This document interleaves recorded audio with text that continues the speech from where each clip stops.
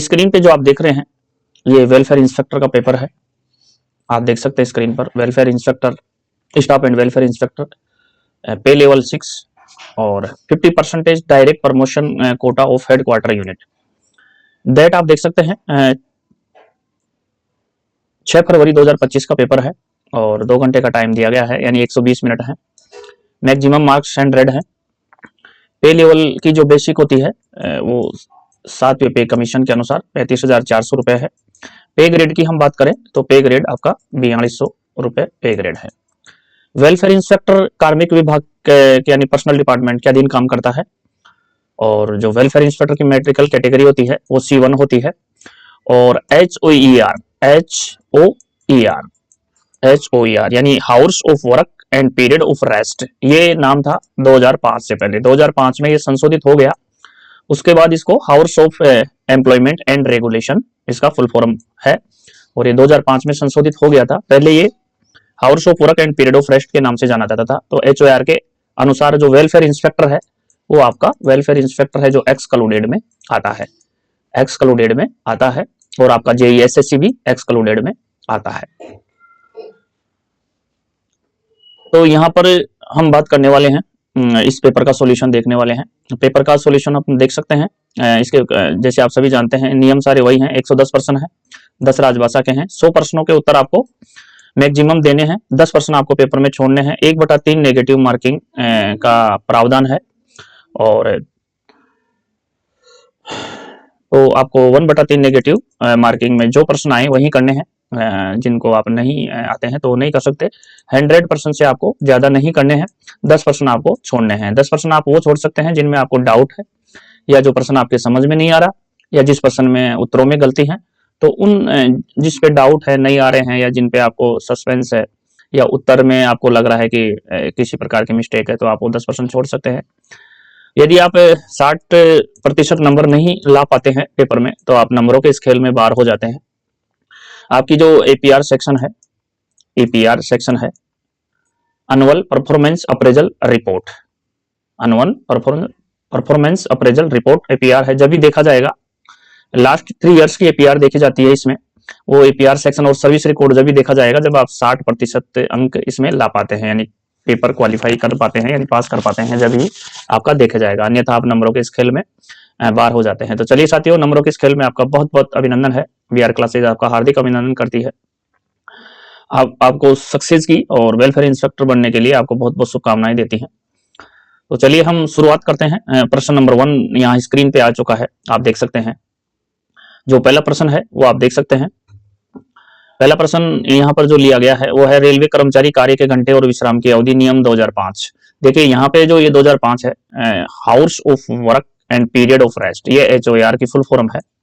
ये क्या है? HOR की फुल फॉर्म है और 2005 में संशोधित हो गया था। तो अब इसकी जो फुल फॉर्म है वो है house of employment and regulation, ये इसकी फुल फॉर्म है। अब तो यहाँ पे पूछा क्या गया है, यहाँ ये 4 प्रकार का होता है, आप सभी जानते होंगे। पहला इंटेंसिव हो गया, दूसरा आपका कंटिन्यूस हो गया, तीसरा आपका EI यानी एसेंशियल इंटरमीडिएट हो गया और चौथा आपका एक्सक्लूडेड हो गया। 4 कैटेगरियों में ये बांटा जाता है।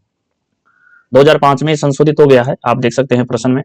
उसके बाद यहाँ पूछा क्या गया है, यहाँ पूछा गया कि रेल कर्मचारी कार्य के घंटे और विश्राम की अवधि नियम 2005 के तहत स्वास्थ्य शिक्षकों और जिला विस्तार शिक्षकों, पुरुष और महिला दोनों के लिए है, को निम्नलिखित में से किस श्रेणी के कर्मचारियों के रूप में वर्गीकृत किया गया है। तो जो इस स्वास्थ्य शिक्षक हैं, ये चाहे फीमेल हो या मेल हो, इनको एक्सक्लूडेड में लिया गया है, इनको एक्सक्लूडेड में लिया गया है। आपका जो JEE SSC है वो भी एक्सक्लूडेड में आता है और आपका जो वेलफेयर इंस्पेक्टर है वो भी एक्सक्लूडेड में आता है। इसके अलावा पर्यवेक्षक जो ये STI STC STI इनके जो लेक्चरर हैं और प्राचार्य हैं, ये सब इसमें आपके एक्सक्लूडेड में आते हैं। तो यहाँ पे आंसर क्या लेंगे? आंसर हम यहाँ एक्सक्लूडेड लेंगे। तो एक्सक्लूडेड आपका ऑप्शन बी में दे रखा है, तो बी आंसर आपका यहाँ बिल्कुल करेक्ट हो जाएगा। चलिए इसके बाद हम प्रश्न नंबर 2 की बात करेंगे। प्रश्न नंबर 2 है, ये भी बहुत अच्छा प्रश्न है और HOR से ही संबंधित है। आप देख सकते हैं house of work and period of rest 2005 2005 में संशोधित के बाद अब इसको HOR hours of employment and regulation कर दिया गया है।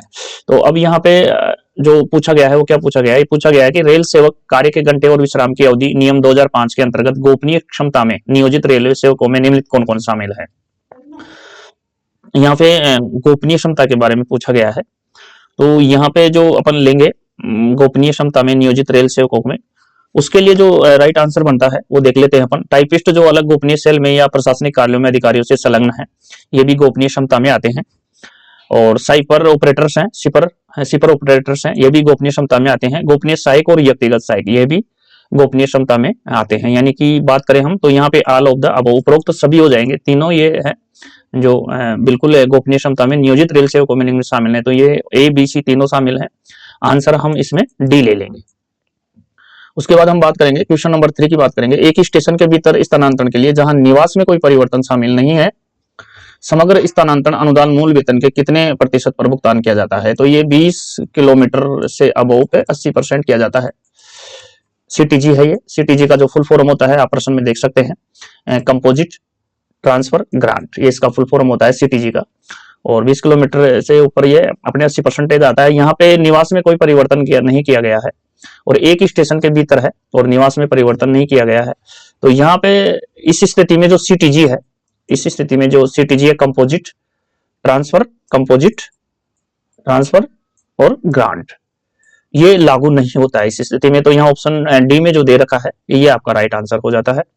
उसके बाद हम क्वेश्चन नंबर 4 की बात करेंगे। नियमित रेलवे कर्मचारी द्वारा तकनीकी इस्तीफा देने पर उसके मूल कैडर में लिनियन कितने महीने बनाए रखा जाएगा। ये देखिए यहाँ अगर टेक्निकल रिजनेशन देता है टेक्निकल, तो इसके मामले में कम से कम जो उसका मूल कैडर है उसमें 24 मंथ यानी 24 मंथ का उसमें बने रहने का हक है। तो यहाँ 24 मंथ यानी 2 साल के लिए अपन बोल सकते हैं। तो 20 मंथ्स यहाँ पे ऑप्शन बी में दे रखा है, तो बी आंसर आपका राइट हो जाएगा। 2 ईयर्स इसका आंसर आ जाएगा। ऑप्शन जो बी है ये आपका बिल्कुल यहाँ पे करेक्ट है।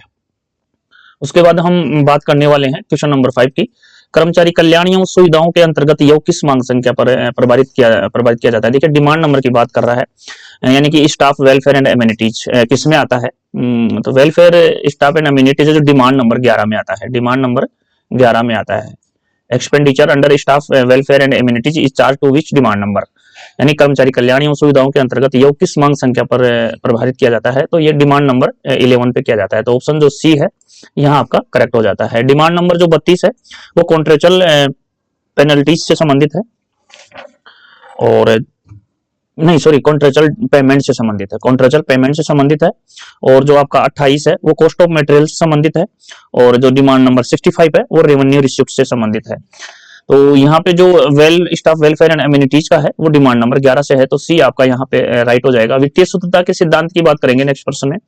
ये जो फाइनेंशियल प्रॉपर्टी है आर इनकरप्टेड यानी कि कैनन्स के बारे में बात की गई है। वित्तीय शुद्धता के सिद्धांत किसमें शामिल है। तो ये IRFC के अंतर्गत आते हैं। यानी कि IRFC की बात करें हम तो Indian railway finance code, Indian railway finance code यानी भारतीय रेल वित्त संहिता के अंदर वित्तीय शुद्धता के सिद्धांत इसमें शामिल हैं फाइनेंस कोड में।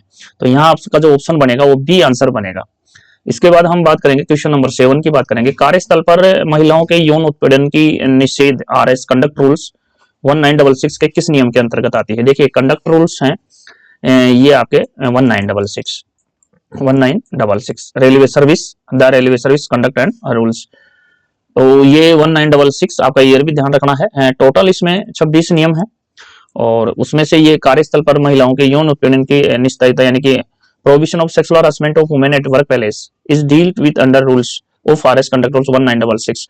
तो इसमें जो सबसे फेमस है ये प्रश्न हर पेपर में देखने को मिलता है। इसके लिए जो रूल है 3rd C है, और आप जो अगर तैयारी करते हैं आप और मेरे वीडियो देखते हैं तो ये प्रश्न आप आसानी से सही कर पाएंगे। 3A की बात करेंगे हम यहाँ, तो 3A तत्परता एवं शिष्टाचार से संबंधित है। 3B जो है वो आपके सरकारी नीतियों के अनुपालन से संबंधित है, और डी का यहाँ कोई औचित्य नहीं है। जो railway service and conduct rules 1966 है उसमें 3D इस प्रकार का कोई रूल नहीं है। Sexual harassment of railway female employ के लिए जो रूल है वो 3rd C है। इसके लिए महिलाओं को शिकायत करने का जो मौका दिया जाता है वो आपके 90 यानी कि 90 डेज तक दिया जाता है। 3 महीने तक वो जो कमेटी होती है जो इसके लिए जो कमेटी बनाई जाती है, उस कमेटी को ये 3 महीने तक अपनी जो प्रताड़ित या यौन उत्पीड़ित से संबंधित है, जो पीड़ित है, वो शिकायत कर सकती है। 3 महीने की अवधि तक वो कंप्लेन कर सकती है। उसका टाइम 90 दिन का यानी कि 3 महीने का है। और जिसके खिलाफ की गई है, जिस पुरुष के खिलाफ की गई है, उसको जो अपील का टाइम मिलता है, उसको जो देने का टाइम मिलता है, वो 10 दिन का है। वो 10 दिन का है। और इस कमेटी में जो जिसके भी ये जो कमेटी बनाई जाती है, उस कमेटी में 50% महिलाओं का जो पद है, वो उसमें 50% महिलाएं होना जरूरी है कमेटी में। तो चलिए हम बात करते हैं अगले प्रश्न की। यहाँ आंसर क्या ले लेंगे? यहाँ आंसर थर्ड सी ले लेंगे, जो बहुत ही फेमस रूल है और हर परीक्षा में ये पूछा जा रहा है और पूछा जाता है। उसके बाद हम बात करेंगे क्वेश्चन नंबर 8 की बात करेंगे। RS DNDA नियम, railway service and conduct rule, यानी कि डिसिप्लिन एंड अपील रूल, इसको डर भी बोला जाता है, DAR, discipline and appeal rule. ये आपके कंडक्ट हुआ था, लागू हुआ था 1 अक्टूबर 1968 से ये प्रभावी है। 1 अक्टूबर 1968 से ये प्रभावी है। टोटल इसमें आपके 31 नियम है और रेलवे सर्विस कंडक्ट रूल 1966 में 26 नियम है। और डिसिप्लिन एंड अपील रूल यानी डर में आपके 31 नियम है। और इनमें ये जो 31 नियम है, ये जो भाग 7 है, इन भाग 7 में बटे हुए हैं। तो यहाँ क्या पूछा जा रहा है? यहाँ पूछा जा रहा है निलंबन का जो आदेश है वो किस मानक फॉर्म के तहत जारी किया जाता है। तो यहाँ पे डीम्ड सस्पेंशन की बात हो रही है। आप इंग्लिश वर्जन देखिए, which standard form is required to be used for issuing the order of deemed suspension. Deemed suspension का मतलब यानी कि समझा गया निलंबन या माना गया निलंबन होता है। तो इसके लिए SF2 आता है। डीम्ड सस्पेंशन के लिए SF2 आता है, 1 के लिए निलंबन आता है, और निलंबन से बहाली के लिए SF4 आता है, और निर्वाह बत्तों की स्वीकृति के लिए SF3 आता है। तो यहाँ डीम्ड सस्पेंशन से पूछा गया था तो SF2 हो जाएगा। देखिए यहाँ अगर आपको लगता है ये वेलफेयर इंस्पेक्टर की जो परीक्षाएं होती हैं, ये जहां तक मेरा जो 18 साल का जो रेलवे सर्विस का जो मेरा अनुभव है, एक्सपीरियंस है, वो ये बोलता है कि अब तक वैसे तो ये जो एग्जाम है, जो ये एग्जाम कंडक्ट हो रहे हैं आपके 14/12/2018 से, यानी 14 दिसंबर 2012 से ये रेलवे में 100% वस्तुनिष्ठ यानी ऑब्जेक्टिव टाइप की एग्जाम कंडक्ट करने लगी है। पहले ये रिटन टाइप होता था। तो ये जो 14/12/2018 के बाद ये मल्टीपल चॉइस यानी कि ABC यानी कि ऑब्जेक्टिव टाइप की एग्जाम हो रही। इनमें ये देखा गया है साथियों कि आज तक जितने भी इंडियन रेलवे में एग्जाम कंडक्ट हुए हैं वेलफेयर इंस्पेक्टर के, उनमें जो 110 प्रश्न होते हैं, उन 110 प्रश्नों में या तो आंसर की में 1-2 प्रश्न गलत आ जाते हैं, या फिर टाइपिंग मिस्टेक की वजह से इंग्लिश वर्जन सही होता है, हिंदी गलत होता है, और कई बार इंग्लिश गलत होता है और हिंदी सही होता है। तो इस स्थिति में आपको ये करना है। और वीडियो में भी कमेंट्स आते हैं कई बार प्रश्न क्या पूछ रहे होते हैं और उसके ऑप्शन क्या छाप दिए जाते हैं। तो कहीं ना कहीं typing mistake, English version mistake या हिंदी वर्जन मिस्टेक या फिर किसी भी प्रकार की जो गलतियां पाई जाती हैं, तो इसीलिए आपके पास ये 10 प्रश्न एक्स्ट्रा रहते हैं। तो आप ऐसे प्रश्नों में रिस्क नहीं लें, उनको इन 10 प्रश्नों में रख दें। जो एक्स्ट्रा 10 प्रश्न आते हैं उनमें रख देना चाहिए इनको, और आपको प्रश्न और उत्तर अच्छी तरह समझ के ही उत्तर देना चाहिए। तो ये 10 प्रश्न इसीलिए एक्स्ट्रा होते हैं कि आप इनको छाट सको। तो चलिए हम यहाँ SF2 ले लेंगे। उसके बाद हम क्वेश्चन नंबर 9 की बात करेंगे। 7CPC, देखिए 7CPC जो लागू हुआ था 1 जनवरी 2016 से लागू हुआ था। 1 जनवरी 2016 से लागू हुआ था। और जब ये वीडियो बनाया जा रहा है आपके 12/1/2026 को ये वीडियो बनाया जा रहा है। तो 12/1/2026 को ये वीडियो बनाया जा रहा है। तो उस दिन युवा दिवस है स्वामी विवेकानंद जी का, जिसके ऊपर अपन मनाते हैं। तो ये जो वीडियो बनाया जा रहा है, तो ये जो कमीशन की घोषणा की गई है, ये भी आपके चाहे कभी मिले कभी, ये भी 2026 से ही माना जाएगा, चाहे आपको 27 में मिले कभी भी मिले। चलिए छोड़िए ये बात की बात है, हम क्वेश्चन पे आते हैं। 7CPC के अंतर्गत न्यूनतम पारिवारिक पेंशन क्या है? तो देखिए 7CPC जो लागू हुआ था 1/1/2016 को हुआ था, और उसके अनुसार 9,000 रुपए है। 9,000 रुपए है न्यूनतम पारिवारिक पेंशन। और ये पारिवारिक पेंशन आपके जो लागू हुई थी 1 जनवरी 1964 को लागू हुई थी। 1 जनवरी 1964 को पारिवारिक पेंशन यानी फैमिली पेंशन लागू हुई थी। और रेलवे में जो पेंशन लागू हुई थी वो 16/11/1957 को हुई थी। रेलवे में जो पेंशन लागू हुई थी वो 16/11/1957 को लागू हुई थी। तो दोनों डेट आप यहाँ ध्यान रखें। इसलिए न्यूनतम पारिवारिक पेंशन है जो 9,000 रुपए है, ध्यान रखें।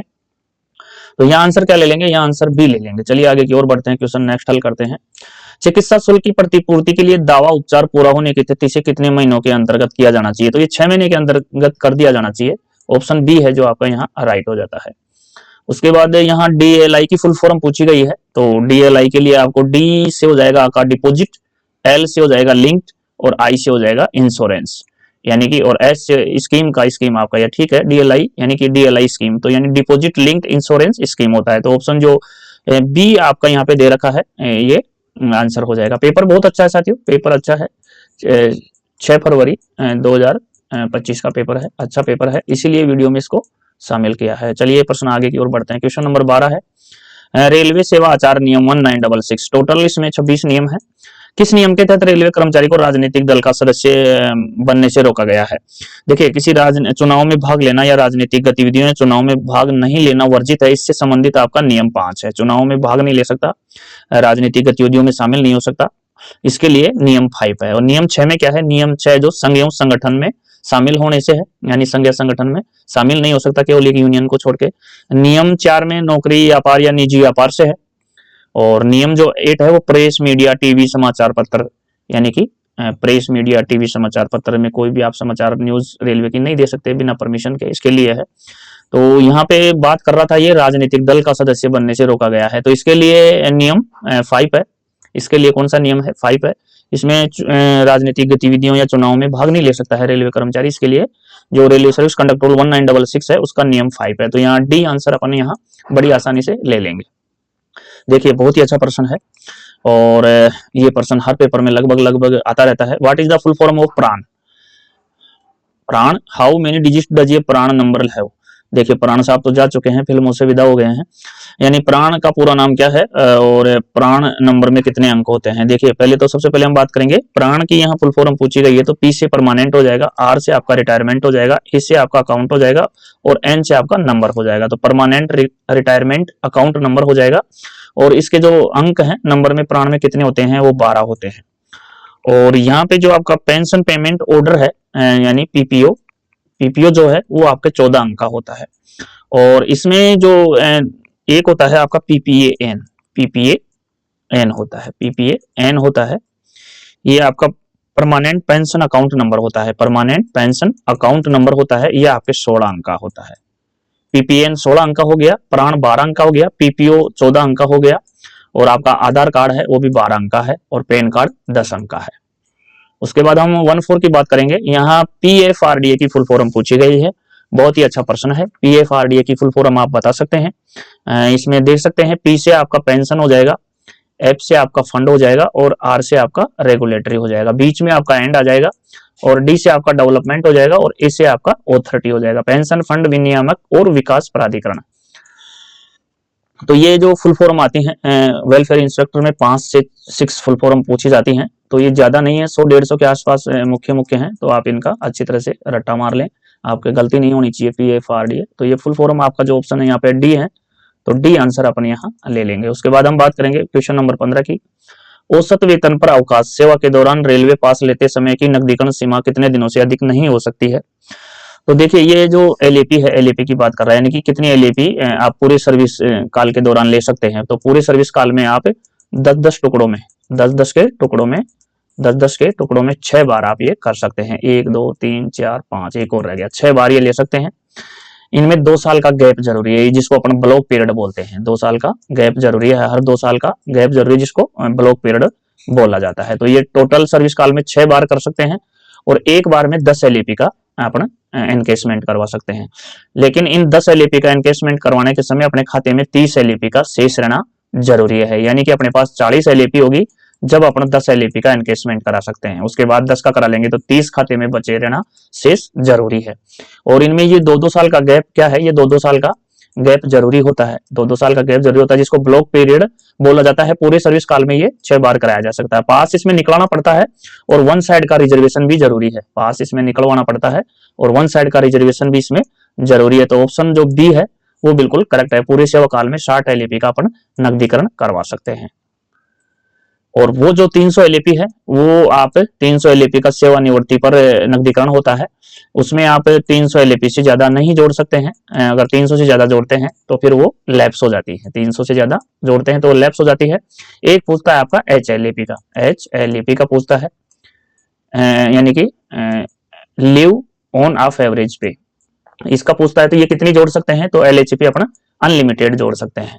चलिए क्वेश्चन नंबर 16 की बात करेंगे। क्वेश्चन नंबर 16 की हम यहाँ बात करेंगे। यहाँ OIRMS की फुल फॉर्म पूछी गई है। अच्छा प्रश्न है ये। तो यहाँ पे ओ से आपका ऑनलाइन हो जाएगा, आई से आपका इंफॉर्मेशन हो जाएगा, बीच में ऑन आ जाएगा। देखिए ऑन, ऑफ, फॉर, एंड, इन, इनका बहुत ध्यान रखना जरूरी है, क्योंकि इन्हीं से आपकी जो फुल फॉर्म है वो बिगड़ सकती है, गलती हो सकती है। तो ऑनलाइन इंफॉर्मेशन, सॉरी साथियों, एंड ये ऑन नहीं आएगा, एंड आएगा इसमें, एंड यहाँ दिया हुआ है, यानी कि अपन बात करेंगे OIRMS की बात करेंगे, OIRMS की। तो O से आपका ऑनलाइन हो जाएगा, I से इंडेंटिंग हो जाएगा, बीच में आपका एंड आ जाएगा, R से आपका रिक्रूटमेंट हो जाएगा, M से आपका मैनेजमेंट हो जाएगा और S से आपका सिस्टम हो जाएगा। तो ऑनलाइन इंडेंटिंग और भर्ती प्रबंधन प्रणाली, यानी D आंसर आपका यहाँ करेक्ट हो जाएगा। 17 की बात करेंगे। वैधानिक स्टाफ कैंटीनों की स्थापना किस प्रावधान के तहत की जाती है? देखिए जो फैक्ट्री एक्ट है, ये जो कैंटीन का प्रावधान है ये मैं बता दूं आपको। कैंटीन का जो प्रावधान है वो फैक्ट्री एक्ट, जो एक्ट है आपका, फैक्ट्री एक्ट है 1948, फैक्ट्री एक्ट 1948 है, उसके तहत ये जो कैंटीन है उसके तहत ये स्थापित की जाती है। अब यहाँ सवाल यह है कि पहला फैक्ट्री एक्ट कब बना? तो ये 1881 में बना था। पहला फैक्ट्री एक्ट जो बना था वो 1881 में बना था। और ये जो फैक्ट्री एक्ट 1948 है ये दूसरा फैक्ट्री एक्ट है, ये दूसरा फैक्ट्री एक्ट है। और ये लागू कब से हुआ? ये फैक्ट्री एक्ट 1948 1 अप्रैल 1949 से लागू हुआ था, 1949 से लागू हुआ था। यहाँ कैंटीन की बात कर रहा है तो कैंटीन, इसका जो फैक्ट्री एक्ट 1948 है उसमें 250 आदमी जहाँ पे काम करते हैं या 250 प्लस हैं वहां पे कैंटीन का प्रावधान है। और ठंडे पानी पीने की व्यवस्था किसी जगह पे होनी चाहिए, कूलर की व्यवस्था होनी चाहिए, कूलर की ठंडे पानी की, तो वो भी आपके 250 पे है। और 150 पे है जो आपका फर्स्ट एड बॉक्स है। और 30 महिला यदि वहां कारखाने में काम करती है तो या 30 या 30 प्लस है तो फिर वहां क्रेचेज यानी पालनाघर की व्यवस्था की जाती है। और यदि किसी फैक्ट्री में 500 या 500 प्लस है तो वहां पे एक एम्बुलेंस, एक डॉक्टर, एक डिस्पेंसरी की जरूरत पड़ती है, एक डॉक्टर, एक डिस्पेंसरी और एक एम्बुलेंस की जरूरत पड़ती है। और साथ ही 500 प्लस पे वेलफेयर इंस्पेक्टर की भी जरूरत पड़ती है, वेलफेयर इंस्पेक्टर की भी 500 या 500 प्लस से जरूरत पड़ती है। और यदि 1000 प्लस है तो 1000 प्लस में CSO होता है, यानी चीफ सेफ्टी ऑफिसर 1000 पे, 1000 या 1000 प्लस पे लागू होता है। तो यहाँ पे फैक्ट्री एक्ट के अनुसार आप जानते ही हैं 8 घंटे पर डे का काम है, अधिकतम आप 9 घंटे करवा सकते हैं और 5 घंटे रेगुलर काम करने के बाद आधे घंटे का विश्राम जरूरी है। सप्ताह की बात करें तो ये सप्ताह में 48 घंटे हो जाएंगे पर डे 8 घंटे के हिसाब से। तो चलिए यहाँ क्या था, यहाँ आंसर देंगे हम कैंटीनों की स्थापना। तो एक कारखाना अधिनियम जो 1948 है, फैक्ट्री एक्ट 1948 है, यही आपका राइट आंसर हो जाएगा। उसके बाद ये है स्टाफ बेनिफिट फंड है। स्टाफ बेनिफिट फंड आपके जो है ये 1931 में रेलवे में आया था। और यहाँ पे जो प्रति कर्मचारी की जो राशि काटी जाती है वो राशि पहले 500 रुपए थी, अब इसको 800 रुपए कर दी गई है। तो वर्तमान में राशि 800 रुपए है। कर्मचारी क्षतिपूर्ति अधिनियम 1923 है। तो ये कर्मचारी क्षतिपूर्ति अधिनियम 1923 था, अब इसको 2009 में संशोधित कर दिया गया है और इसको ECA बना दिया गया है, यानी कि जो ये एम्प्लॉइज कंपनसेशन एक्ट बना दिया गया है, ECA बना दिया गया है। पहले ये क्या था? पहले ये वर्क्समैन कंपनसेशन एक्ट था, पहले ये वर्क्समैन कंपनसेशन एक्ट था 1923 में। और ये लागू हुआ था 1 जुलाई 1927 को ये लागू, सॉरी 1924 को ये लागू हुआ था, 1 जुलाई 1924 से ये लागू है। और इसको संशोधित किया गया 2009 में, इसको WCA से ECA बना दिया, यानी WCA का मतलब वर्क्समैन कंपनसेशन एक्ट और ECA यहाँ देख रहे हैं आप एम्प्लॉइज कंपनसेशन एक्ट 2009। तो अब यहाँ पे नेक्स्ट क्या है, औद्योगिक विवाद अधिनियम 1947 है। और ये जो औद्योगिक विवाद अधिनियम 1947 में बना और ये लागू हुआ आपके 1 अप्रैल 1947 से ये लागू हो गया था, 1 अप्रैल 1947 से ये लागू हुआ था। फैक्ट्री एक्ट जो लागू हुआ था वो 1 अप्रैल 1949 से लागू हुआ था। चलिए 18 की बात करेंगे। पहला केंद्रीय प्रशासनिक न्यायाधिकरण कैट कब स्थापित किया गया? बहुत ही अच्छा प्रश्न है, हर पेपर में देखने को मिलता है। और यदि आप मेरी वीडियो रेगुलर देख रहे हैं तो वीडियो देखने के बाद आपकी जो मेरा मानना है कि यदि आप रेगुलर वीडियो देखते हैं मेरे और समझ पा रहे हैं मेरे वीडियो को, तो आपकी 60% की तैयारी तो केवल वीडियो देखने से ही हो जाती है, 60% की तैयारी तो केवल वीडियो देखने से ही हो जाती है। कैट की हम बात करेंगे। कैट का यहाँ फुल फॉर्म है सेंट्रल एडमिनिस्ट्रेटिव ट्रिब्यूनल, ये कैट की फुल फॉर्म है। और ये जो आया था आपका कैट, ये 1 नवंबर 1985 को अस्तित्व में आया था, यानी स्थापित हुआ था। वर्तमान में इसकी पूरे इंडिया के अंतर्गत 19 पीठ है वर्तमान में पूरे इंडिया के अंदर इसकी 19 सीट है। और कैट की हम बात करें तो कैट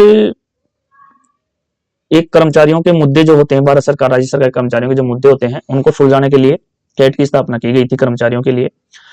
और इसके लिए जो टाइम दिया गया है वो 1 ईयर का दिया गया है। विवाद की तारीख से 1 साल तक आप कैट में जा सकते हैं। और इसकी जो प्रारंभिक फीस है वो 50 रुपए रखी गई थी। और आप कैट में यदि आप हार जाते हैं तो आप हाई कोर्ट जा सकते हैं, हाई कोर्ट से आप सुप्रीम कोर्ट जा सकते हैं प्रशासन के खिलाफ। कैट के जो प्रशासनिक सदस्य हैं वो 62 वर्ष की आयु पे रिटायर होते हैं और इसके जो अध्यक्ष और उपाध्यक्ष हैं वो 65 वर्ष की आयु पे रिटायर होते हैं।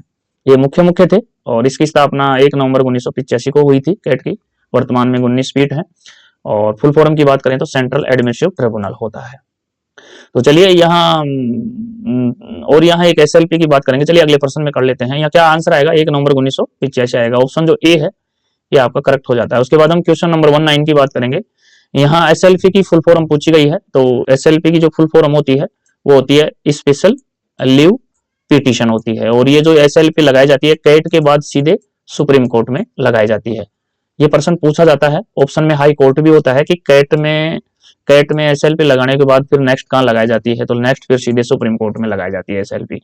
हाई कोर्ट में एसएलपी नहीं लगाई जाती है, ये ध्यान रखें, प्रश्न पूछा जाता है। तो स्पेशल लीव पिटीशन आपका जो यहाँ फुल फॉर्म है एसएलपी का स्पेशल लीव पिटीशन, यहाँ ऑप्शन जो ए है आपका बिल्कुल यहाँ करेक्ट हो जाता है। उसके बाद हम 20 की बात करेंगे। 20 देख रहे हैं।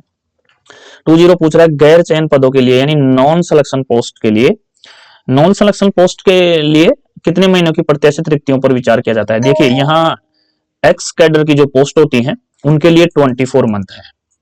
एक्स कैडर की जो पोस्ट होती हैं उनके लिए 24 मंथ है और नॉन सिलेक्शन के लिए 12 मंथ है। नॉन सिलेक्शन के लिए 12 मंथ यानी 1 ईयर, 1 साल।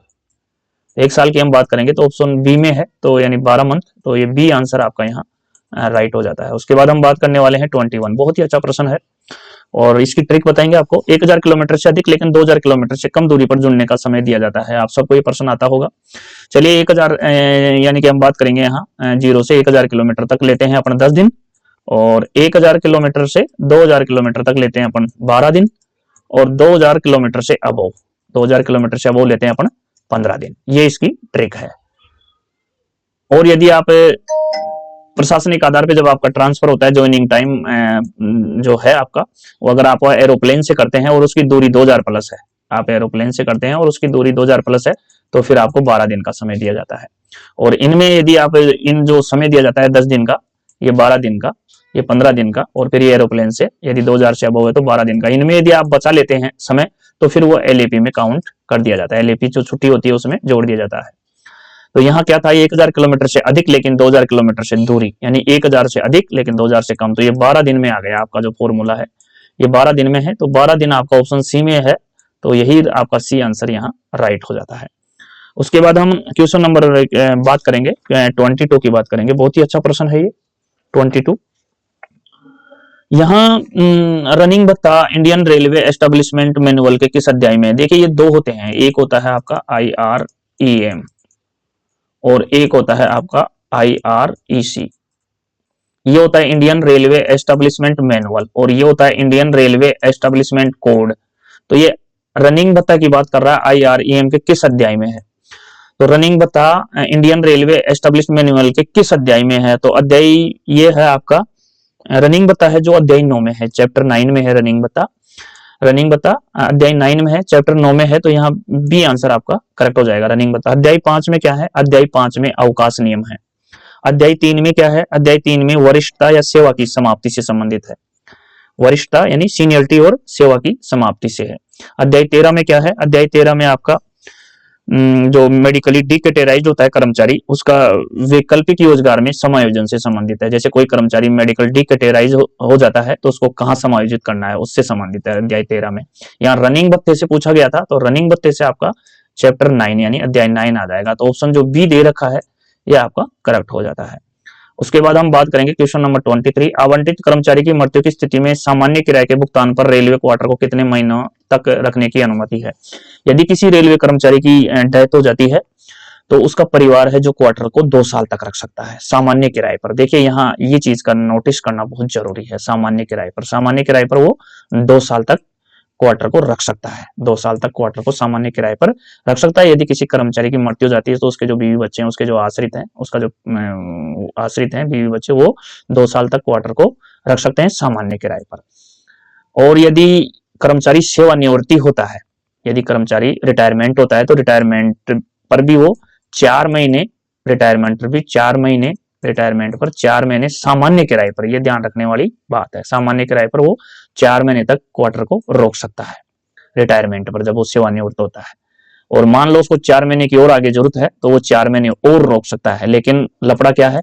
लफड़ा यह है कि उसको ये जो सामान्य किराया है वो दुगुना किराया देना पड़ेगा, वो दुगुना किराया देना पड़ेगा। कब देना पड़ेगा? 4 महीने से ऊपर होते ही, यानी अगले 4 महीने के लिए उसे दुगुना किराया देना पड़ेगा। 4 महीने और आगे रख सकता है वो, यानी टोटल 8 महीने रख सकता है वो, लेकिन जो नेक्स्ट के 4 मंथ है उसको में दुगुना किराया लगेगा। यहाँ 4 महीने के लिए सामान्य किराया। अगर वो स्टडी लीव में है तो स्टडी लीव पर भी वो 6 महीने के लिए अपने क्वार्टर को रोक के रख सकता है सामान्य किराए पर। 6 महीने के लिए स्टडी लीव में है तो स्टडी लीव पर भी वो 6 महीने के लिए रोक के रख सकता है। तो यहाँ आंसर क्या आएगा? यहाँ आंसर 2 साल आएगा। 2 साल का मतलब 24 मंथ्स, यानी ऑप्शन जो ए है आपका यहाँ करेक्ट हो जाता है। देखिए कितना इजी पर्सन है। HRMS की फुल फॉर्म पूछी गई है, बहुत ही इजी पर्सन है, ह्यूमन रिसोर्स मैनेजमेंट सिस्टम। ऐसा प्रश्न तो आपका गलत नहीं होता होगा, जो तैयारी करते हैं उसका तो बिल्कुल ही कतई नहीं। तो ऑप्शन जो ए है यही आपका राइट हो जाता है। उसके बाद क्वेश्चन नंबर 25 की बात करेंगे। केंद्रीय सरकारी कर्मचारियों के लिए पेंशन के कम्यूटेशन का अधिकतम प्रतिशत मूल पेंशन क्या है? देखिए केंद्रीय सरकारी कर्मचारियों के लिए जो पेंशन कम्यूटेशन का जो अधिकतम प्रतिशत है वो 40 यानी 40% है। ये रट्टा मार लीजिए, पेंशन कम्यूटेशन का है जो 40% है, ये 40% है, रट्टा मार लीजिए इसको, बिल्कुल आप 40% है, यहाँ मीच के मारिएगा ऑप्शन ए। चलिए उसके बाद हम 26 की बात करेंगे। रेलवे अस्पतालों से कितने किलोमीटर से अधिक दूरी पर रहने वाले रेलवे पेंशनरों, पारिवारिक पेंशनरों को प्रति माह 1000 रुपए का चिकित्सा भत्ता दिया जाता है? तो देखिए यहाँ पे जो सबसे बड़ी बात है कि ये रिटायरमेंट कर्मचारियों के लिए है, पेंशनरों के लिए है, तो उनके लिए इसकी जो दूरी है वो 2.5 किलोमीटर है, वो दूरी है जो 2.5 किलोमीटर है, और 2.5 किलोमीटर आपके ऑप्शन सी में है, तो सी आंसर आपका यहाँ बिल्कुल करेक्ट हो जाता है। उसके बाद 27 की बात करेंगे। 27 अच्छा प्रश्न है। रेलवे नियमों के तहत बच्चे के जन्म या गोद लेने की तारीख से 6 महीने के भीतर पितृत्व अवकाश का लाभ उठाया जा सकता है। लेने की तारीख से 6 महीने के भीतर पितृत्व अवकाश का लाभ उठाया जा सकता है। देखिए ये जो है आपके जो पितृत्व अवकाश लागू हुआ था, ये हुआ था 7/10/1997 से। पितृत्व अवकाश जो लागू हुआ था वो हुआ था 7/10/1997 से लागू हुआ था।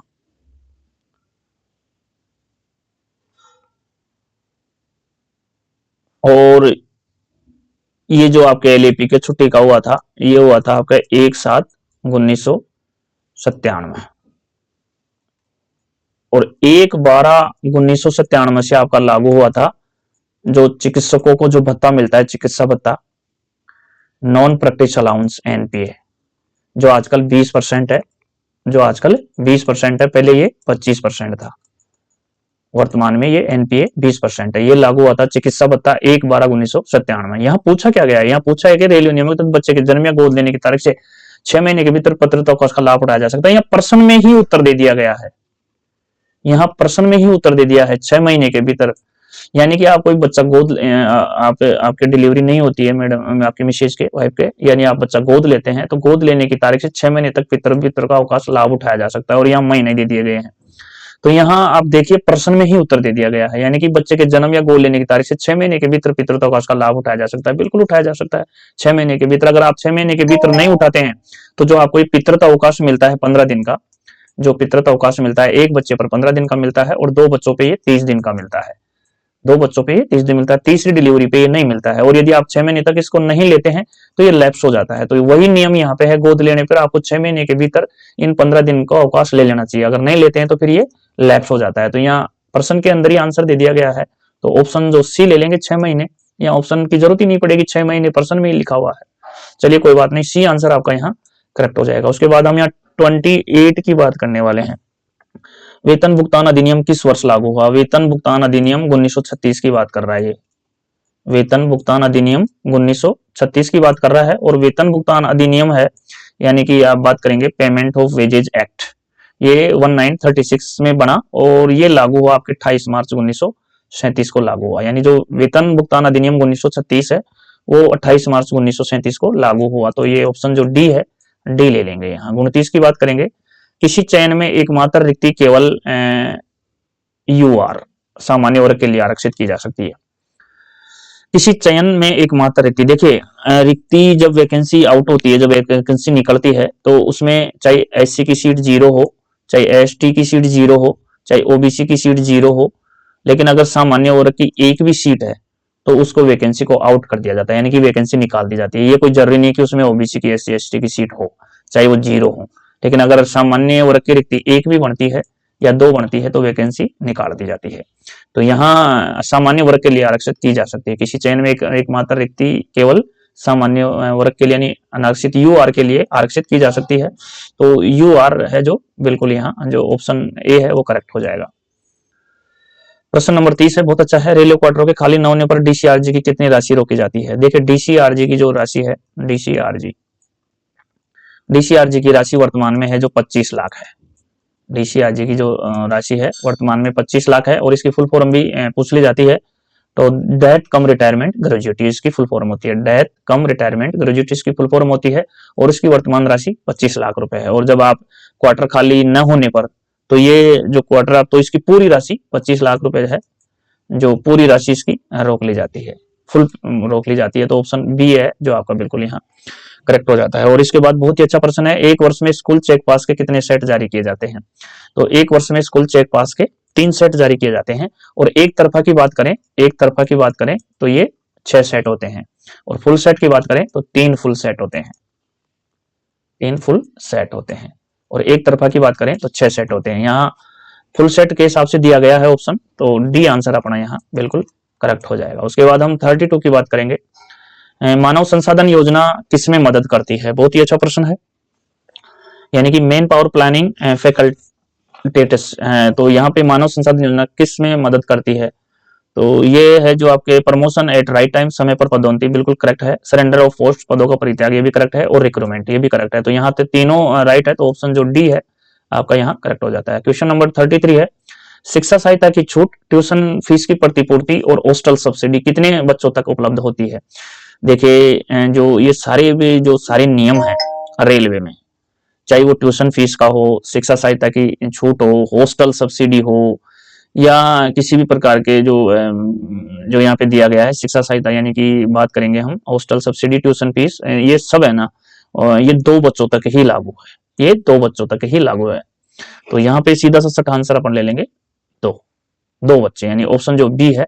यहाँ पर रेलवे में जितनी भी सुविधाएं दी गई हैं वो 2 बच्चों तक ही दी गई हैं, तीसरे बच्चे के लिए वो सुविधाएं नहीं दी गई हैं।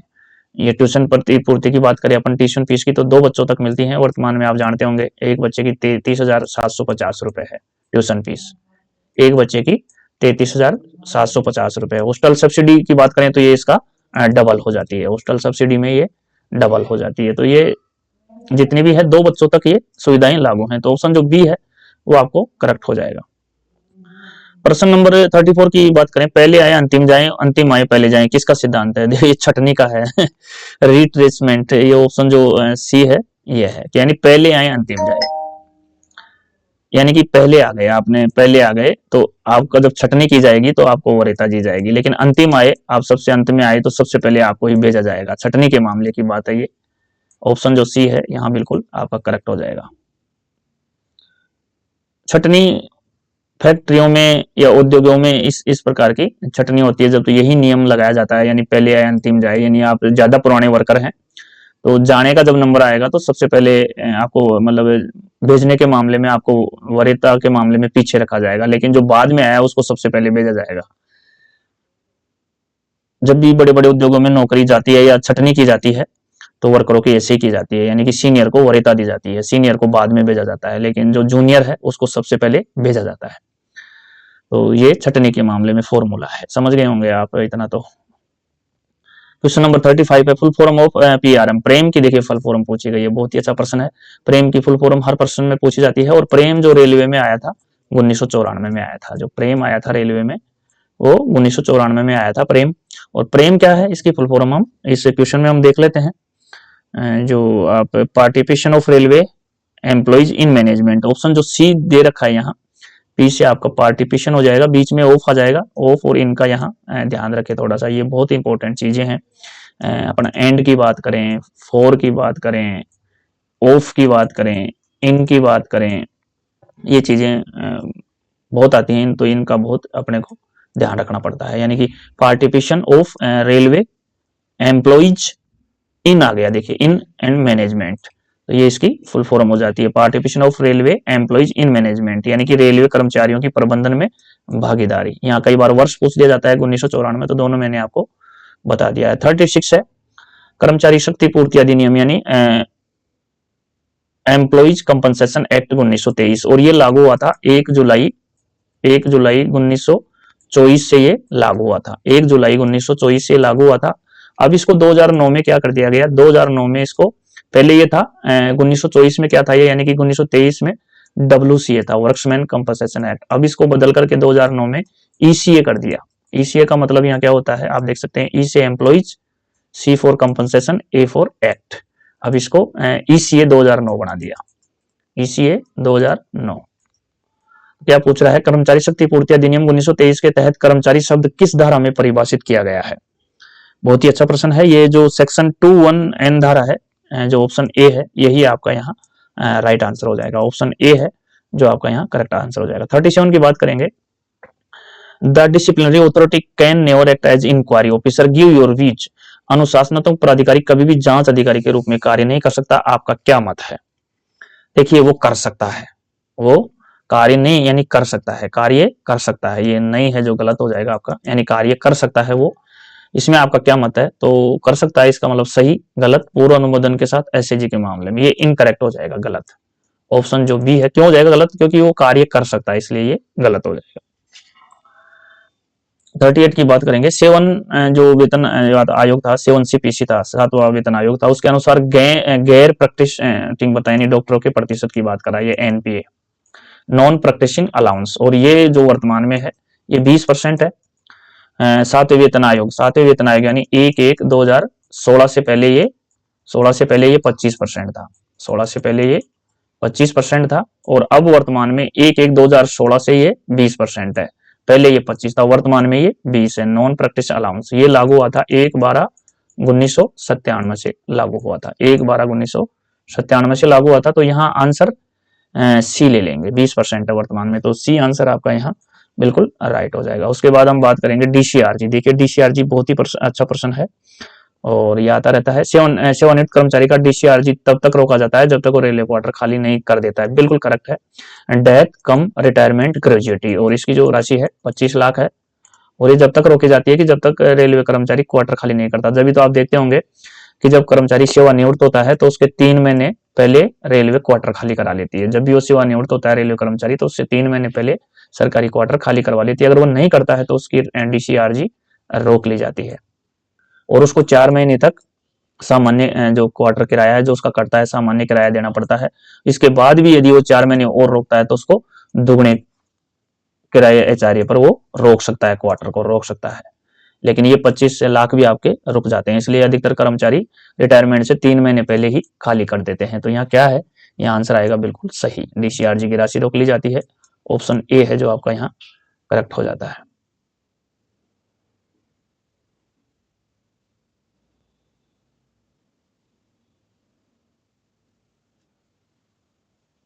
चलिए क्वेश्चन नंबर 40 है, रात्रि कार्य के दौरान नाइट ड्यूटी भत्ता प्राप्त करने के लिए कौन सी अवधि लागू होती है। देखिए बहुत ही अच्छा प्रश्न है, यहाँ NDA की कई बार प्रश्न पत्रों में फुल फॉर्म भी पूछी गई है। तो NDA की फुल फॉर्म होती है नाइट ड्यूटी अलाउंस, NDA की फुल फॉर्म होती है नाइट ड्यूटी अलाउंस। और ये नाइट ड्यूटी अलाउंस है जो रेलवे में रात के 10 बजे से लेकर के सुबह 6 बजे तक, यानी 10 बजे से लेकर रात के 10 बजे से लेकर सुबह 6 बजे तक की नाइट ड्यूटी मानी गई है। और इसी में जो 10 बजे से 6 बजे तक के 8 घंटा है, इसी का नाइट ड्यूटी अलाउंस मिलता है।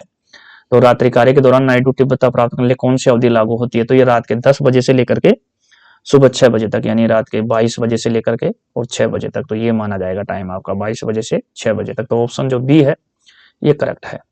उसके बाद 41 है, वेतन वृद्धि के उद्देश्य के लिए अध्ययन अवकाश को सेवा में गिना जाता है। ये भी अच्छा प्रश्न है, बिल्कुल गिना जाता है, यस हो जाएगा इसका आंसर। ऑप्शन जो ए है करेक्ट है बिल्कुल।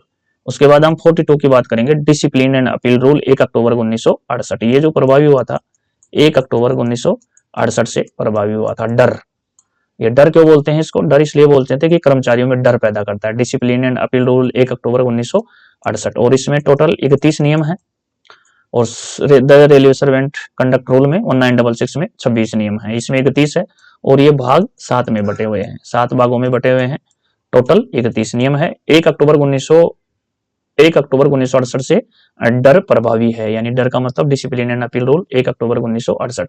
ये नियमों के तहत जांच अधिकारी की नियुक्ति के लिए कौन सा फॉर्म जारी किया जाता है? बहुत ही सुपरहिट प्रश्न है, जांच अधिकारी का सबसे ज्यादा बार पूछा गया है अब तक। तो SF7 हो जाएगा जांच अधिकारी की नियुक्ति के लिए।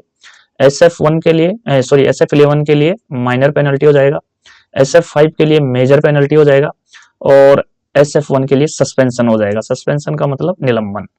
तो यहाँ पे जांच अधिकारी के लिए पूछा गया था, यानी कि इंक्वायरी ऑफिसर के लिए पूछा गया था, तो SF7 हो जाएगा। तो डी आंसर है जो आपका यहाँ बिल्कुल करेक्ट हो जाएगा। उसके बाद 43 की बात करेंगे। 43 बोल रहा है, जिन कर्मचारियों का ग्रेड पे 1800 से अधिक और 2400 तक है, वे किस प्रकार के क्वार्टर के पात्र होते हैं? देखिए 1800 से 2400 तक के होते हैं वो टाइप 1 के, यहाँ पे 1800 से अधिक और 2400 तक, 1800 से अधिक और 2400 तक ये टाइप 2 के होते हैं। ये जो टाइप 1 है, ये टाइप 1 है जो 1800 ग्रेड पे वालों के लिए है, ये 1800 ग्रेड पे वाला। लेकिन 1800 से अधिक का पूछा है, 1800 से अधिक यानी 1900 और 2400, 1900 और 2400 ये टाइप 2 के लिए आ जाएंगे, और टाइप 3 के लिए 2800 और 4200 आ जाएंगे ग्रेड पे, 2800 और 4200 आ जाएंगे, ये टाइप 3 के लिए आ जाएंगे 2800 और 4200। टाइप 4 है जो आपको 4600 से अबव, 4600 से अबव टाइप 4 के लिए आ जाएंगे, और 6600 प्लस है वो आपके टाइप 5 के लिए आ जाएंगे, टाइप 5 के लिए आ जाएंगे। 6600 प्लस आपके टाइप 5 के लिए आ जाएंगे, और ये टाइप 4 है जो 4600 प्लस हो जाएंगे। टाइप 3 2800 और 4200 हो जाएंगे, टाइप 1 1800 हो जाएगा, और टाइप 2 1900 और 2400 हो जाएगा। तो यहाँ 1800 से अधिक और 2400 तक पूछा था, तो ये टाइप है, ऑप्शन जो ए है ये आपका बिल्कुल यहाँ करेक्ट हो जाता है। उसके बाद बहुत ही अच्छा प्रश्न है 44। सबसे पहले तो आप ये जानेंगे कि यहाँ SBF की फुल फॉर्म क्या होती है। तो SBF का फुल फॉर्म होता है स्टाफ बेनिफिट फंड, और ये स्टाफ बेनिफिट फंड रेलवे में 1931 में आया था, और इसकी जो वर्तमान राशि है प्रति कर्मचारी जो अंशदान की राशि है जो काटी जाती है प्रति वर्ष, वो 800 रुपए काटी जाती है वर्तमान में। पहले ये राशि 500 रुपए थी, पहले ये राशि 500 रुपए थी। अब आप देखिए ऑप्शन में 500 भी है और 800 भी है। अब आप क्या लोगे? अब आप करंट राशि लेंगे 800 रुपए। तो ऑप्शन जो डी है वो बिल्कुल आपका करेक्ट हो जाएगा। SBF के तहत प्रतिवर्ष की जाने वाली प्रति व्यक्ति अंशदान की राशि कितने हैं? तो वर्तमान में ये 800 रुपए है। हर वीडियो में मैं ये बताता रहता हूँ। क्वेश्चन नंबर 45 है, हिंदी सेवा से हटाए गए कर्मचारी को अधिकतम स्वानुभूति पूर्ण भत्ता मुआवजा पेंशन होता है। ये अच्छा प्रश्न है, बहुत ही अच्छा प्रश्न है ये, आप देख सकते हैं। तो ये 2/3 होता है, यानी कि 66% होता है लगभग। तो 66 का मतलब ये 33 2, हाँ ठीक है, 2 3 हो गया, सही है। ऑप्शन जो सी है वो बिल्कुल आपका यहाँ करेक्ट है। 46 की बात करें, पदोन्नति पर वेतन निर्धारण के बाद विकल्प देने की समय सीमा क्या है? बहुत ही अच्छा प्रश्न है। इसके लिए आपको 1 माह का समय दिया जाता है। आप लिख के दे सकते हैं कि आप जो अपनी पदोन्नति है वो पदोन्नति के लिए 1 महीने का समय मिलता है, वो आप 1 जुलाई से लेंगे या 1 जनवरी से लेंगे। 1 जुलाई से लेंगे, 1 जनवरी से लेंगे, ये आपको ऑप्शन मिलता है 1 महीने का। या फिर आप करंट जिस महीने में पदोन्नति है उसी से अगर आपको 1 जुलाई 1 जनवरी से लेना है तो उसके लिए लिख के देना पड़ता है, और लिख के देने के लिए आपको 1 महीने का समय मिलता है। अगर आप ऐसा नहीं करते हैं तो जिस डेट को आपकी पदोन्नति होती है उसी डेट से आपका पे फिक्सन कर दिया जाता है। तो यहाँ पे 1 मंथ आपका बिल्कुल सही है, 30 दिन। ऑप्शन ए है ये आपका बिल्कुल यहाँ करेक्ट हो जाता है। बहुत ही अच्छा है प्रश्न पत्र है ये। 47 की बात करेंगे, सरकारी सेवा में भर्ती के लिए ओबीसी उम्मीदवारों के लिए आयु में छूट कितनी है? देखिए यहाँ ये डायरेक्ट रिक्रूटमेंट की बात कर रहा है, सरकारी सेवा में भर्ती के लिए ओबीसी उम्मीदवारों को पूछी जा रही है। तो यहाँ ओबीसी के लिए 3 वर्ष है, ओबीसी के लिए 3 वर्ष है, ओबीसी के लिए 3 वर्ष है, और एसटी एससी के लिए 5 वर्ष है। एसटी एससी के लिए, एसटी और एससी के लिए 5 वर्ष है। और जो पीडब्ल्यूबीडी होता है, पर्सन विथ बेंचमार्क डिसेबिलिटीज, ये जो होता है इसको 10 साल की छूट है। पीडब्ल्यूबीडी को 10 साल की छूट है, एसटी एससी को 5 साल की छूट है, और ओबीसी को 3 साल की छूट है। तो यहां पर ये जो आपका ऑप्शन ए है 3 इयर्स, ये बिल्कुल आपका ऑप्शन ए है, ये करेक्ट हो जाता है। उसके अलावा आपको जो पूछा जा सकता है वो रिजर्वेशन का पूछा जा सकता है। सेंटर में एसटी का कितना है, तो ये सेंटर की जो सरकारी सर्विसेज हैं उनमें 7.5 है। एससी का बोले तो 15% है, और ओबीसी का बोले तो 27% है। ओबीसी का बोले तो 27% है, ये भी थोड़ा ध्यान रख लें। 48 की बात करेंगे। सूचना के जो अधिकार अधिनियम है, सूचना के अधिकार अधिनियम किस सेक्शन में सूचना का खुलासा न करने की छूट का उल्लेख है? देखिए यहाँ इसलिए है कि किसी को हानि, जिसकी जान की खतरा हो सकता है, या किसी के बहुत ही ज्यादा गंभीर स्थिति में, उसमें सूचना का खुलासा न करने की छूट का जो उल्लेख है वो धारा सेक्शन 8 में है। और टोटल धाराएं जो आरटीआई में है, यानी राइट टू इंफॉर्मेशन एक्ट, ये 2005 में लागू हुआ था, 12 अक्टूबर 2005 में ये लागू हुआ था, 15 जून 2005 में ये संसद में पास हुआ था, 12 अक्टूबर 2005 से ये लागू हो गया था। जम्मू कश्मीर को छोड़ के पूरे देश में 12 अक्टूबर 2005 को ये लागू हो गया था। 12 अक्टूबर 2005 को ये पूरे देश में लागू हो गया था, जम्मू कश्मीर को छोड़ करके। बाद में 2008 में जम्मू कश्मीर को भी जोड़ दिया गया था। तो वर्तमान में जो आरटीआई एक्ट 12 अक्टूबर 2005 है वो पूरे देश में लागू है। इसमें जो सेक्शन 8 की जो धारा है उसमें सूचना का न खुलासा करने की छूट दी गई है। क्यों दी गई है? कि ऐसी सूचना जिससे मतलब किसी की जान को खतरा हो, बहुत बड़ा रिस्क हो, इस स्थिति में इसमें कुछ जो सूचनाएं उनके खुलासा न करने की छूट दी गई है सेक्शन 8 में। यानी कि किसी के जीवन से जुड़ा मुद्दा हो, जीवन यानी कि जान का खतरा हो और सुरक्षा का खतरा हो, तो ये सेक्शन 8 में आते हैं, सेक्शन 8 में आते हैं। तो ऑप्शन जो बी है वो यहाँ बिल्कुल करेक्ट हो जाता है। क्वेश्चन नंबर हाँ ये है कि अगर आपका जीवन से जुड़े मुद्दों से संबंधित या कोई इमरजेंसी की हालत में ये आरटीआई एक्ट में 2 दिनों में यानी 48 आवर्स में भी आपको जानकारी अवेलेबल कराई जाती है। वैसे इसकी जो सामान्य जानकारी की अवधि है वो 3 डेज है, 30 दिन है। चलिए 49 की बात करेंगे। बाल श्रम निषेध विनियमन अधिनियम 1986 के तहत बालक वो होता है जिसे अपनी पूरी नहीं की है। देखिए यहाँ जो है बालक वह होता है जिसने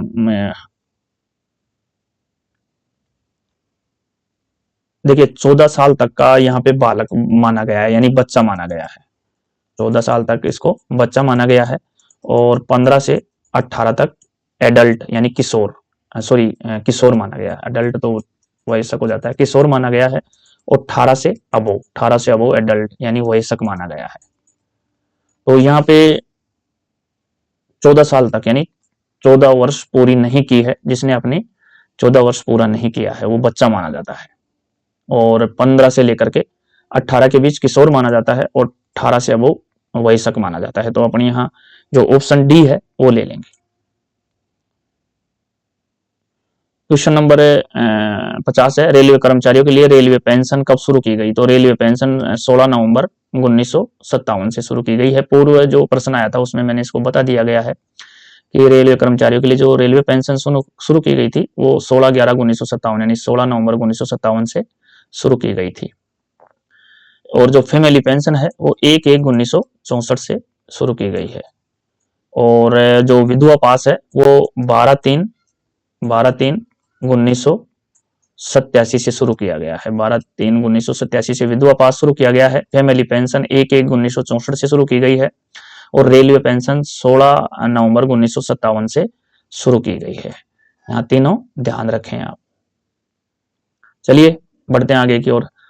वर्क्समैन कंपनसेशन एक्ट देखिए आ गया। वर्क्समैन कंपनसेशन एक्ट ये बना था आपका 1923 में, 1923 में बना था, और लागू हुआ था 1 जुलाई 1924 में ये लागू हुआ था। अब इसके बाद क्या हो गया, 2009 में ये संशोधित हो गया।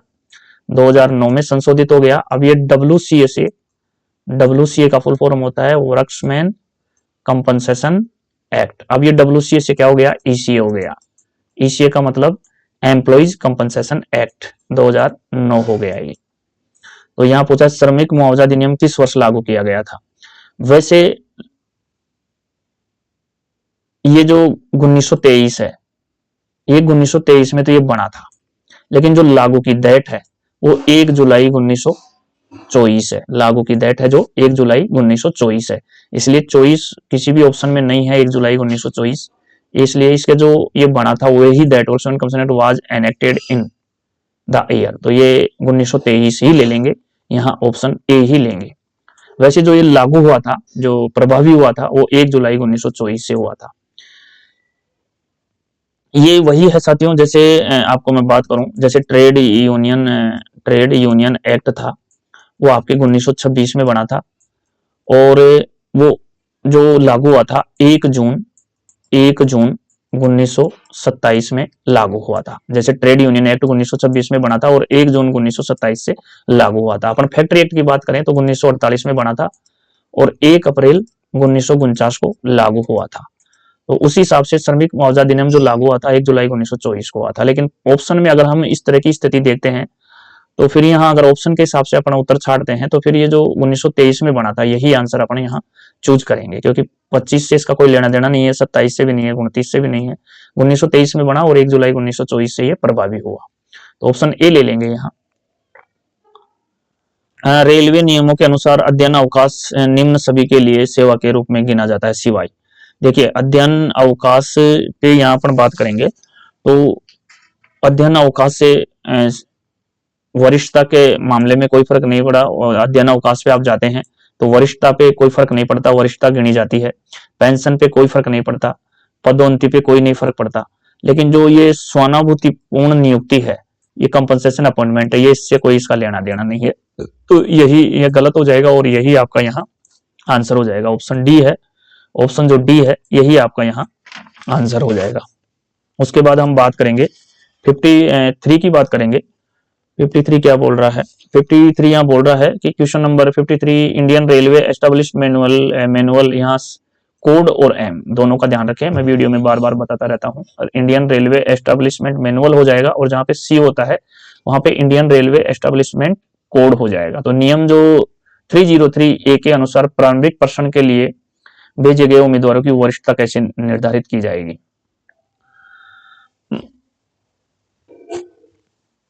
बहुत अच्छा प्रश्न है ये, उनके लिए है जिनके लिए प्रारंभिक परीक्षण माना जाता है। जो भी मतलब ये आप देख सकते हैं इंग्लिश में, according to rule 303A of Indian railway establishment manual candidate sent for entitle training, यानी कि जो इंटाइटल होते हैं ट्रेनिंग के लिए, will have their seniority determined. तो उनके लिए क्या होता है कि जो जिनके लिए डायरेक्ट रिक्रूटमेंट होती है, जिनकी डायरेक्ट रिक्रूटमेंट होती है, या डायरेक्ट रिक्रूटमेंट के अलावा जिसकी जीडीसी भर्ती होती है, जीडीसी या डायरेक्ट रिक्रूटमेंट के लिए है ये एलडीसी परीक्षाओं के लिए नहीं है। ये जो एलडीसी परीक्षाएं हैं उनके लिए ये चीज लागू नहीं है। उनमें एलडीसी परीक्षाओं के लिए ट्रेनिंग के नंबर जोड़े नहीं जाते हैं वरीयता निर्धारण करने के लिए। यहाँ जो डायरेक्ट रिक्रूटमेंट है या जीडीसी है उनके लिए ये प्रश्न है, यहाँ दिया नहीं है लेकिन देना चाहिए था। ये किन के लिए है, क्योंकि अगर ये प्रश्न एलडीसी के लिए आता है तो एलडीसी के में जो ट्रेनिंग होती है उसके नंबर जोड़े नहीं जाते हैं। वहाँ केवल एलडीसी वालों को लिमिटेड डिपार्टमेंटल कॉम्पिटिटिव एग्जामिनेशन जो होता है उसमें जो एग्जाम होती है उसी के आधार पे जो पैनल में नाम रखे जाते हैं वही सीनियरिटी होती है। ट्रेनिंग उनको केवल सक्सेस पूर्वक यानी सफलता पूर्वक करनी होती है। ट्रेनिंग में 60% जो भी नंबर वहाँ के निर्धारित होते हैं वो लाने पड़ते हैं, केवल वहाँ ट्रेनिंग पास करना होता है। सीनियरिटी से उसका कोई मतलब नहीं रहता है एलडीसी में। लेकिन जो जीडीसी और डायरेक्ट रिक्रूटमेंट है उनके लिए जो ट्रेनिंग का शेड्यूल है उसमें जो नंबर मिलते हैं उसके आधार पे वो शामिल होते हैं। उसके परीक्षण के अंत में उनके जो नंबर से जो बनती है वो मेरिट यानी सीनियरिटी उनकी निर्धारित होती है। यही इस प्रश्न में किया गया है, लेकिन प्रश्न को ढंग से नहीं पूछा गया। लेकिन यहाँ इन्होंने दे दिया है 303A दे दिया है, तो ये डायरेक्ट रिक्रूटमेंट और इनके लिए ही लागू होता है, एलडीसी के लिए ये लागू नहीं है। तो यहाँ पे पूछा गया प्रशिक्षण विद्यालय में शामिल होने की तारीख, यहाँ गलत हो जाएगा। आरआरबी पैनल के द्वारा आदेश द्वारा नहीं होता है। प्रशिक्षण के अंत में जो परीक्षा में प्राप्त योग्यता द्वारा जो अंक मिलते हैं उनके आधार पे ट्रेनिंग पे उसके आधार पे सीनियरिटी का निर्धारण किया जाता है, वरिष्ठता का निर्धारण किया जाता है, जन्मतिथि द्वारा भी नहीं होता है। तो जो ये ऑप्शन सी है ये करेक्ट हो जाएगा, यानी कि by merit obtain in the exam at end of training, यानी परीक्षा के अंत में, परीक्षा में जो प्राप्त अंक जो प्राप्त मिलते हैं उनके आधार पे सीनियरिटी तय होती है। तो यहाँ पे सी आंसर आपका यहाँ बिल्कुल करेक्ट हो जाता है। उसके बाद हम 54 की बात करेंगे। खेल उपलब्धियों के आधार पर एक रेलवे कर्मचारी को पूरे सेवा काल में कितने प्रोत्साहन वृद्धि इंसेंटिव इंक्रीमेंट प्रदान किए जाते हैं। देखिए खेल कूद की बात हो रही है, तो खेल कूदों में जो इंसेंटिव इंक्रीमेंट है वो टोटल 5 दिए जाते हैं। टोटल 5 दिए जाते हैं पूरे सर्विस काल में, पूरे सेवा काल में टोटल 5 है। तो टोटल 5 आपके यहाँ ऑप्शन सी में दिए हुए हैं, तो सी आंसर आपका यहाँ राइट हो जाएगा। उसके बाद क्वेश्चन नंबर है 55। इंडियन रेलवे एस्टेब्लिशमेंट कोड दिया है, नियम जो 556 के अनुसार अध्ययन अवकाश मुख्य रूप से रेलवे कर्मचारियों को किस लिए दिया जा सकता है। बहुत ही अच्छा प्रश्न है। इसका जो मेन रीजन है वो रीजन होता है कि वैज्ञानिक तकनीकी या समान समस्याओं का अध्ययन करना या विशेष पाठ्यक्रम करना, उसके लिए होता है। तो ये जो बी ऑप्शन दे रखा है, स्टडी साइंटिफिक टेक्निकल और सिमिलर प्रॉब्लम्स और अंडरगो स्पेशल कोर्स के लिए ये स्टडी अवकाश दिया जाता है। और स्टडी अवकाश जो दिया जाता है वो सामान्य रेल कर्मचारी को 2 साल का दिया जाता है और रेलवे डॉक्टरों को ये 3 साल को दिया जाता है। रेलवे डॉक्टर इसे 3 टुकड़ों में सेक्शन कराते हैं, 12-12 महीने के 3 टुकड़ों में इसको सेक्शन कराते हैं। और जो सामान्य रेल कर्मचारी होते हैं उनको ये 2 साल का मिलता है और ये 12-12 महीनों के 2 टुकड़ों में इसको सेक्शन कराया जाता है। तो यहाँ ऑप्शन बी ले लेंगे और बी आंसर है आपका यहाँ बिल्कुल करेक्ट है। उसके बाद हम बात करेंगे 56 भी अच्छा प्रश्न है। यहाँ पे अध्ययन अवकाश नियमों के तहत एक रेलवे कर्मचारी को क्या करना चाहिए। बहुत ही अच्छा प्रश्न है ये। अध्ययन अवकाश नियमों के तहत एक रेलवे कर्मचारी को क्या करना चाहिए। तो यहाँ पे जो दिया हुआ है ऑप्शन जो सी है आपका, उचित चैनल के माध्यम से आवेदन जमा करे और पाठ्यक्रम व परीक्षा का उल्लेख करे, ये आपका यहाँ एक्यूरेट बैठता है। सी जो आंसर है वो एक्यूरेट बैठता है। उसके बाद 57 है, इसमें दिया गया है Indian railway establishment code 1302 FR 17 के अनुसार रेलवे कर्मचारी किसी पद का वेतन और भत्ते कब से प्राप्त करना शुरू करता है। तो ये जैसे ही पद की जिम्मेदारी संभालता है उसी तारीख से उसके लागू हो जाते हैं, यानी that he assumes duties of the post, post की जिम्मेदारी संभालने की तारीख से। तो ये ऑप्शन जो बी दे रखा है यहाँ पे आपका राइट बैठता है। क्वेश्चन नंबर 58 है, as per the proviso under Indian railway establish code 1302 FR 17 and officer absent from duty without authorities, यानी कि IREC 1302 FR 17 के तहत प्रावधान के अनुसार बिना अनुमति के ड्यूटी से अनुपस्थित अधिकारी है। तो देखिए उस मामले में वो किसी भी वेतन भत्ते का हकदार नहीं है, वो किसी भी वेतन या भत्ते का हकदार नहीं है। तो यहाँ पे जो सी आंसर है वही आपका करेक्ट हो जाता है। यदि किसी पद का चार्ज दोपहर में स्थानांतरित किया जाता है तो सारी सुविधाएं उसके अगले दिन से लागू होगी। तो सरकारी कर्मचारी वेतन और भत्ते कब से मिलना प्रारंभ करता है। देखिए कर्मचारी का वेतन और भत्ते कब से प्राप्त करना शुरू करता है। यदि वो दोपहर किसी पद का चार्ज दोपहर में लेता है तो दोपहर बाद में लेता है, यानी सेकंड टाइम लेता है, तो वो अगले दिन से ही माने जाएंगे, अगले दिन से ही माने जाएंगे, वो उस डेट से नहीं माने जाएंगे। तो यहाँ पे जो ऑप्शन सी दे रखा है वो आपका करेक्ट हो जाएगा। क्वेश्चन नंबर 60 है, बहुत ही अच्छा है, डर का क्वेश्चन है ये। Discipline and appeal rule, the discipline and appeal rule यानी डर, 1 अक्टूबर 1968, 1 अक्टूबर 1968 डू नॉट अप्लाई टू। तो इसमें टोटल 31 नियम होते हैं डर में, और डर लागू हुआ था 1 अक्टूबर 1968 से, ये प्रभावी है। और ये जो 31 नियम है ये 7 भागों में बटे हुए हैं। कितने भागों में बटे हुए हैं? 7 भागों में बटे हैं। यहाँ पूछा गया है ये किस पर लागू नहीं होते हैं। तो डिसिप्लिन अपील रूल आपके RPF पे लागू नहीं होते हैं, RPF पे लागू नहीं होते हैं। और जो अखिल भारतीय सेवाओं के जो सदस्य हैं, IAS, IPS, IFS, इन पे ये लागू नहीं होते हैं, RPF पे लागू नहीं होते हैं, अखिल भारतीय सेवाओं के सदस्यों पे लागू नहीं होते हैं, और कैजुअल लेबर पर ये लागू नहीं होते हैं। जो आकस्मिक श्रमिक होते हैं, कैजुअल लेबर, उन पर भी ये लागू नहीं होते हैं। तो इन तीनों पर ये लागू नहीं होते हैं।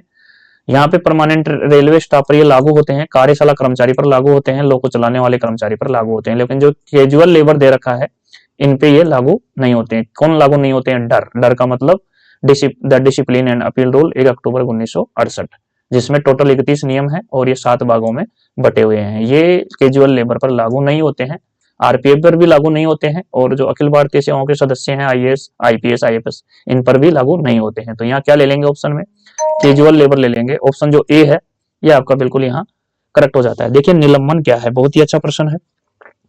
निलंबन, देखिए निलंबन एक मुख्य दंड है, गलत। ये माइनर पेनल्टी है, ये भी गलत। नोट ये पेनल्टी, ये पेनल्टी नहीं है, सी आंसर ले लेंगे। केवल गंभीर अपराधों के लिए दंड, ये भी गलत हो जाएगा। देखिए निलंबन कोई पेनल्टी नहीं है, यानी कोई सजा नहीं है, कोई दंड नहीं है, ये पेनल्टी नहीं है निलंबन। निलंबन क्यों किया जाता है कर्मचारी का? निलंबन इसलिए किया जाता है कि जब तक उसका दोष सिद्ध नहीं हो जाता कि वो सही है या गलत है, इसलिए उसको निलंबन रखा जाता है। और निलंबन इसलिए रखा जाता है, उसको ऑफिस में नहीं बुलाया जाता है, काम नहीं करने दिया जाता है, सीट पे नहीं बैठाया जाता है। क्यों नहीं बैठाया जाता है? ताकि वो सबूतों के साथ छेड़छाड़ नहीं करते। और कब तक उसको निलंबन रखा जाता है? जब तक उसकी जांच हो जाए, और जांच का भी एक तय सीमा है। वैसे नॉर्मल टाइम इसका 3 मंथ है, लेकिन प्रशासन को या कमेटी को ये लगे कि इसका निलंबन और बढ़ाने की अवधि है, तो उसका निलंबन और बढ़ाया जा सकता है। मैक्सिमम इसका जो अधिकतम है वो 6 मंथ है, वो 6 मंथ है। और ये जो निलंबन रहता है, तो निलंबन के दौरान उसको निर्वाह भत्तों की स्वीकृति होती है, निर्वाह भत्तों की स्वीकृति होती है, उसके लिए स्टैंडर्ड फॉर्म 3 का उपयोग किया जाता है। और इस स्टैंडर्ड फॉर्म 3 पे जो सिग्नेचर करता है वो सस्पेंडेड एम्प्लॉय करता है, सस्पेंडेड एम्प्लॉय करता है। निर्वाह भत्तों की जरूरत किसको पड़ती है? निर्वाह भत्तों सस्पेंड एम्प्लॉय को ही पड़ती है, तो वो ही उस पर सिग्नेचर करेगा। निर्वाह भत्तों की स्वीकृति का जो स्टैंडर्ड फॉर्म है 3 लगता है। अच्छा, निर्वाह भत्ते इसको कितने मिलते हैं? इसको 50% मिलते हैं। लेकिन अगर निलंबन की अवधि को बढ़ाया जाता है तो इसके भत्तों को भी 25% की वृद्धि बढ़ाई जा सकती है, यानी कि अधिकतम इसको 75% किया जा सकता है। ये भी यहाँ ध्यान रखने वाली बात है। निलंबन कोई दंड नहीं है, ये तो एक उसमें जांच कार्रवाई चलती है। जांच के दौरान यदि वो सजा का या दंड का भागीदारी होता है, पेनल्टी का भागीदारी होता है, जब उसमें सिद्ध हो जाता है जांच में, जब उसको पेनल्टी दी जाती है। इसलिए निलंबन से कभी भी घबराने वाली कोई बात नहीं है, निलंबन से कभी भी घबराना नहीं चाहिए। तो यहाँ पे आंसर क्या लेंगे? नोट ये पेनल्टी, ऑप्शन जो सी है ये आपका यहाँ राइट हो जाएगा। 62 की बात करेंगे हम, बहुत ही अच्छा प्रश्न है। यदि किसी रेलवे कर्मचारी को, बहुत ही सुपरहिट है, आप रट्टा मार लीजिए, अगर ऐसे पढ़ने की जरूरत भी नहीं है, तो ये प्रश्न हर पेपर में लगभग टपक ही जाता है और हर प्रश्न पत्र में देखने को मिल रहा है। यदि किसी रेलवे कर्मचारी को 48 घंटे से अधिक समय तक हिरासत में रखा जाता है तो उसे सस्पेंड मान लिया जाता है, यानी निलंबन मान लिया जाता है उसको। यदि किसी थाने में वो 2 दिन से ज्यादा बंद रह जाता है 48 घंटे से, तो उसको ऑटोमेटिक ही स्वतः ही सस्पेंड मान लिया जाता है। 48 घंटे हैं उसके लिए। और रट गया होगा ये प्रश्न आपको, यदि आप मेरे वीडियो देखते हैं तो इसमें अगर मेरे वीडियो देखने से ही 60% नंबर तो आपके मेरे वीडियो देखने से ही आ जाएंगे। यदि आपने ढंग से मेरे वेलफेयर इंस्पेक्टर के 20 वीडियो भी देख लिए, आपने 20 पेपर सॉल्यूशन भी देख लिए, तो 60% नंबर तो आपको वीडियो देखने से ही आ जाएंगे। चलिए क्वेश्चन नंबर 63 है, निलंबन की पहली समीक्षा कब करनी चाहिए? देखिए बहुत ही अच्छा प्रश्न है ये भी। निलंबन की जो पहली सस्पेंशन के लिए SF1 दिया जाता है, आप जानते हैं। तो इसके लिए है, तो सस्पेंशन के लिए जो पहली समीक्षा है उसका जो टाइम है 3 मंथ है, मैंने पूर्व प्रश्न में बताया 90 दिन, 3 महीने है। यदि कमेटी या प्रशासन को लगता है तो इसका अधिकतम 6 मंथ तक बढ़ाया जा सकता है, अधिकतम इसका 6 मंथ है, लेकिन पहली समीक्षा 3 मंथ आ जाएगा। तो ये आपका आंसर सही हो जाएगा। यहाँ मैंने ऊपर के प्रश्न में इसको एक्सप्लेन किया है। During suspension which of the following is admissible? निलंबन के दौरान निम्नलिखित में से क्या स्वीकार्य है? निलंबन के दौरान देखिए निर्वाह भत्ते मिलते हैं, यदि आपके पास कोई दूसरी नौकरी नहीं है, आय का कोई साधन नहीं है, और आपके गुजारा भत्तों के लिए आपको निर्वाह भत्ता सब्सिस्टेंस अलाउंस जारी होता है, उसके लिए निर्वाह भत्तों की स्वीकृति के लिए SF3 स्टैंडर्ड फॉर्म 3 का प्रयोग किया जाता है।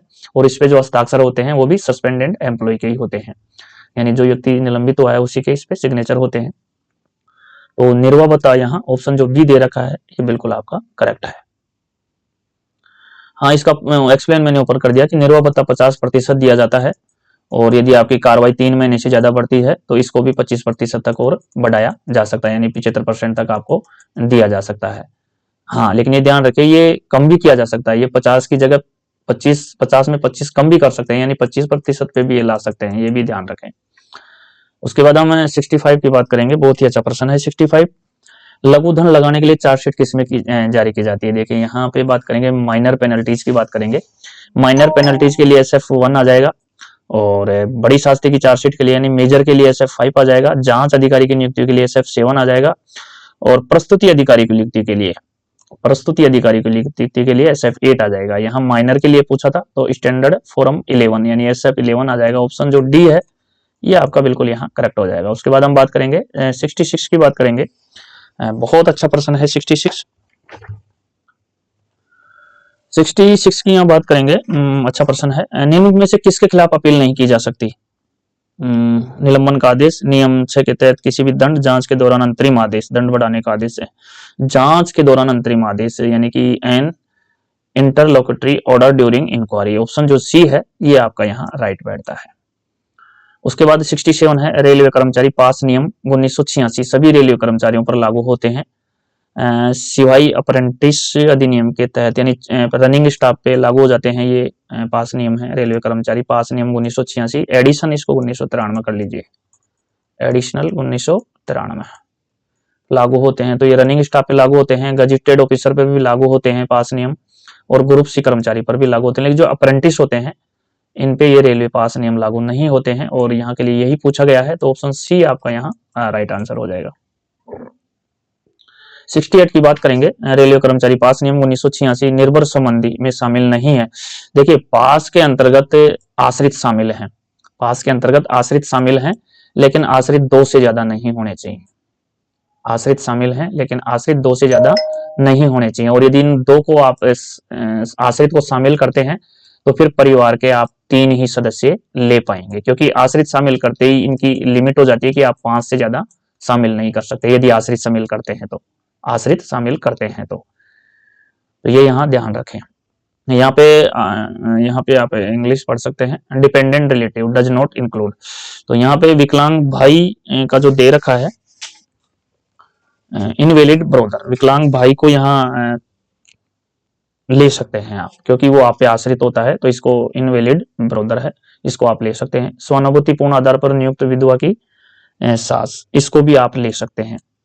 शादीशुदा बहन है जो अलग रहती है, अब शादीशुदा बहन है वो तो अलग रहेगी, यदि ये तलाकशुदा होती या अविवाहित होती तो इसको ले लेते, लेकिन ये शादीशुदा बहन है और शादीशुदा बहन तो अपने ससुराल में रहेगी तो अलग ही रहेगी। अब यहाँ सवाल क्या है, यहाँ सवाल ये है कि अगर ये अविवाहित होती या तलाकशुदा होती तो इसको ले लेते, तो यही आंसर आपका राइट हो जाएगा, क्योंकि ये शादीशुदा रह गई तो इसको शामिल नहीं किया जा सकता। तो यहाँ पूछा यही है, शामिल नहीं है, तो यही आपका अविवाहित या विधवा बहन को आप आश्रित में शामिल कर सकते हैं। तो यहाँ सी आंसर रह जाएगा आपका, राइट आंसर जो बनेगा सी आंसर बनेगा। उसके बाद हम 69 की बात करेंगे। 69 एक अच्छा प्रश्न है। निर्भर आश्रितों के लिए रेलवे कर्मचारी पास नियम 1986 के तहत आय सीमा कितनी है?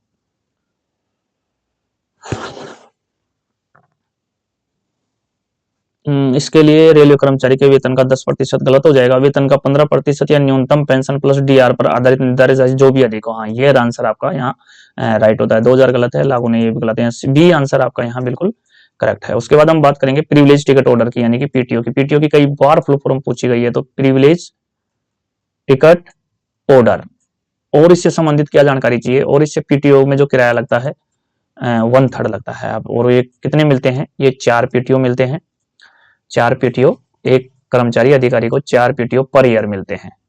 प्रिविलेज टिकट ऑर्डर ये इसकी फुल फॉर्म है और 1/3 किराया इसमें लगता है। तो यहाँ प्रिविलेज टिकट पीटीओ का अर्थ क्या है, तो यहाँ पे प्रिविलेज टिकट किराए का जो अर्थ है वो मैंने बता दिया, सामान्य किराए का 1/3 भुगतान करके टिकट के लिए प्राधिकरण यानी मैंने बता दिया 1/3 इसमें किराया लगता है, तो 1/3 भुगतान यानी जो ऑप्शन सी है वही आपका करेक्ट हो जाएगा। 71 की बात करेंगे, क्वेश्चन नंबर 71।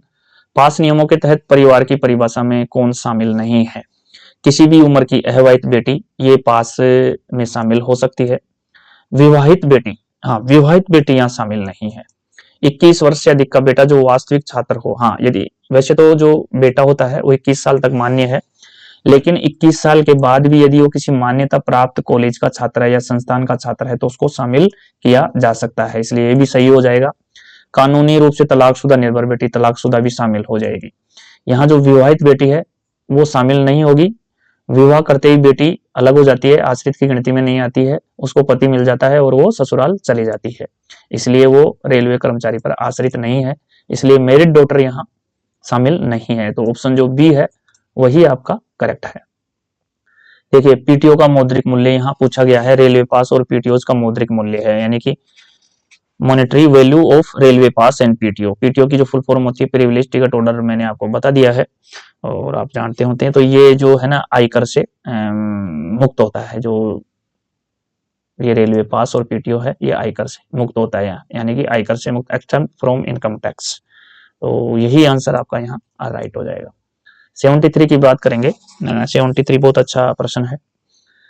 रेलवे सेवाएं आचार नियम यानी 10 the railway servant conduct rule 1966, इसमें टोटल 26 नियम है के तहत निम्न में से कौन सी गतिविधि निश्चित है? व्यापार व्यवसाय में संलग्न होना,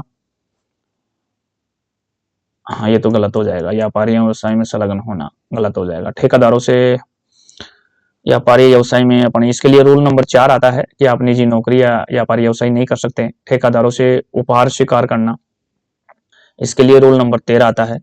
आप किसी भी ठेकेदारों से उपहार स्वीकार नहीं कर सकते हैं। इसकी एक लिमिट राशि दी गई है जिसमें 15,000 ग्रुप ए के लिए है, 7,500 ग्रुप बी के लिए है और 2,500 रुपए ग्रुप सी के लिए है। तो ये एक तय राशि की गई है। तो यहाँ पर ठेकेदारों से उपहार नहीं ले सकते और निजी कंपनियों में शेयर भी नहीं रख सकते रेलवे कर्मचारी। तो यहाँ पे कल्याण गतिविधियों में भाग ले सकता है, यानी कि कल्याण जो गतिविधियां होती हैं, पार्टिसिपेटिंग इन वेलफेयर एक्टिविटीज में वो भाग ले सकता है, कल्याण गतिविधियों में भाग लेता है। इसके लिए रोक नहीं है। 1966 जो railway service and conduct rule है उसके तहत इस पे आपत्ति नहीं है। तो यही सी आंसर आपका करेक्ट हो जाएगा। उसके बाद हम बात करेंगे 74 की। आचार नियमों के तहत पूर्व अनुमति किसके लिए आवश्यक है? ये भी 1966 से संबंधित ही है। जो railway service and conduct rule 1966 है उसमें टोटल 26 नियम है। तो पूर्व अनुमति किसके लिए आवश्यक है? तो आधिकारिक बैठकों में भाग लेना, इसके लिए कोई अनुमति की आवश्यकता नहीं है। अवकाश के लिए भी कोई अनुमति की जरूरत नहीं है। ड्यूटी पर रिपोर्ट करना, इसके लिए भी कोई अनुमति की आवश्यकता नहीं है। लेकिन बाहरी रोजगार में संलग्न होना, इसके लिए पूर्व अनुमति आवश्यक है। ये सूचना देना जरूरी है प्रशासन को। तो ये ऑप्शन जो बी है ये करेक्ट हो जाएगा। निजी व्यापारी नौकरी ये सब रूल 4 में आते हैं। तो यहाँ पे भारी रोजगार में सिलेक्शन ऑप्शन बी है, यही आंसर आपका यहाँ राइट हो जाएगा। 75 की बात करेंगे। ठेकेदारों से मौद्रिक लाभ स्वीकार करने में कौन सा नियम रोकता है? ठेकेदारों से मौद्रिक लाभ स्वीकार करने से कौन सा नियम रोकता है? Which rule prohibits exceptions of pecuniary advantage from contracts, यानी कि जो रूल नियम की बात करें तो इसमें साधारण नियम है। और रूल नंबर 5 की बात करें तो इसमें राजनीतिक गतिविधियों या चुनाव में भाग नहीं लेना उससे संबंधित है। नियम 8 की बात करें तो प्रेस मीडिया, रेडियो, टीवी या समाचार पत्र मीडिया से संबंधित है। नियम 10 की बात करें तो किसी समिति या किसी अन्य पदाधिकारी के समक्ष साक्ष्य नहीं देने से संबंधित है। तो यहाँ पे जो राइट आंसर बनता है मौद्रिक लाभ के लिए, वो नियम 13 का बनता है। नियम 13 का बनता है। मौद्रिक लाभ स्वीकार करने से कौन सा नियम रोकता है? तो नियम 13 रोकता है, जिसमें आप उपहार नहीं ले सकते हैं। उसकी एक लिमिट राशि तय की गई है। ग्रुप ए के लिए 15,000, ग्रुप बी के लिए 7,500 और ग्रुप सी के लिए 2,500 रुपए इस तरह की। उस पर यानी कि वो उपहार नहीं ले सकता है, मौद्रिक राशि मौद्रिक लाभ स्वीकार नहीं कर सकता। इसके लिए रोका गया है। रूल नंबर नियम नंबर 13 में है। ये 1966 का मतलब जो railway service and conduct rule 1966 है और जिसमें टोटल 26 नियम है उसमें ये 13 नियम रोकता है। तो यहाँ पे अपन रूल की बात करें तो ये चारों रूल यहाँ गलत है।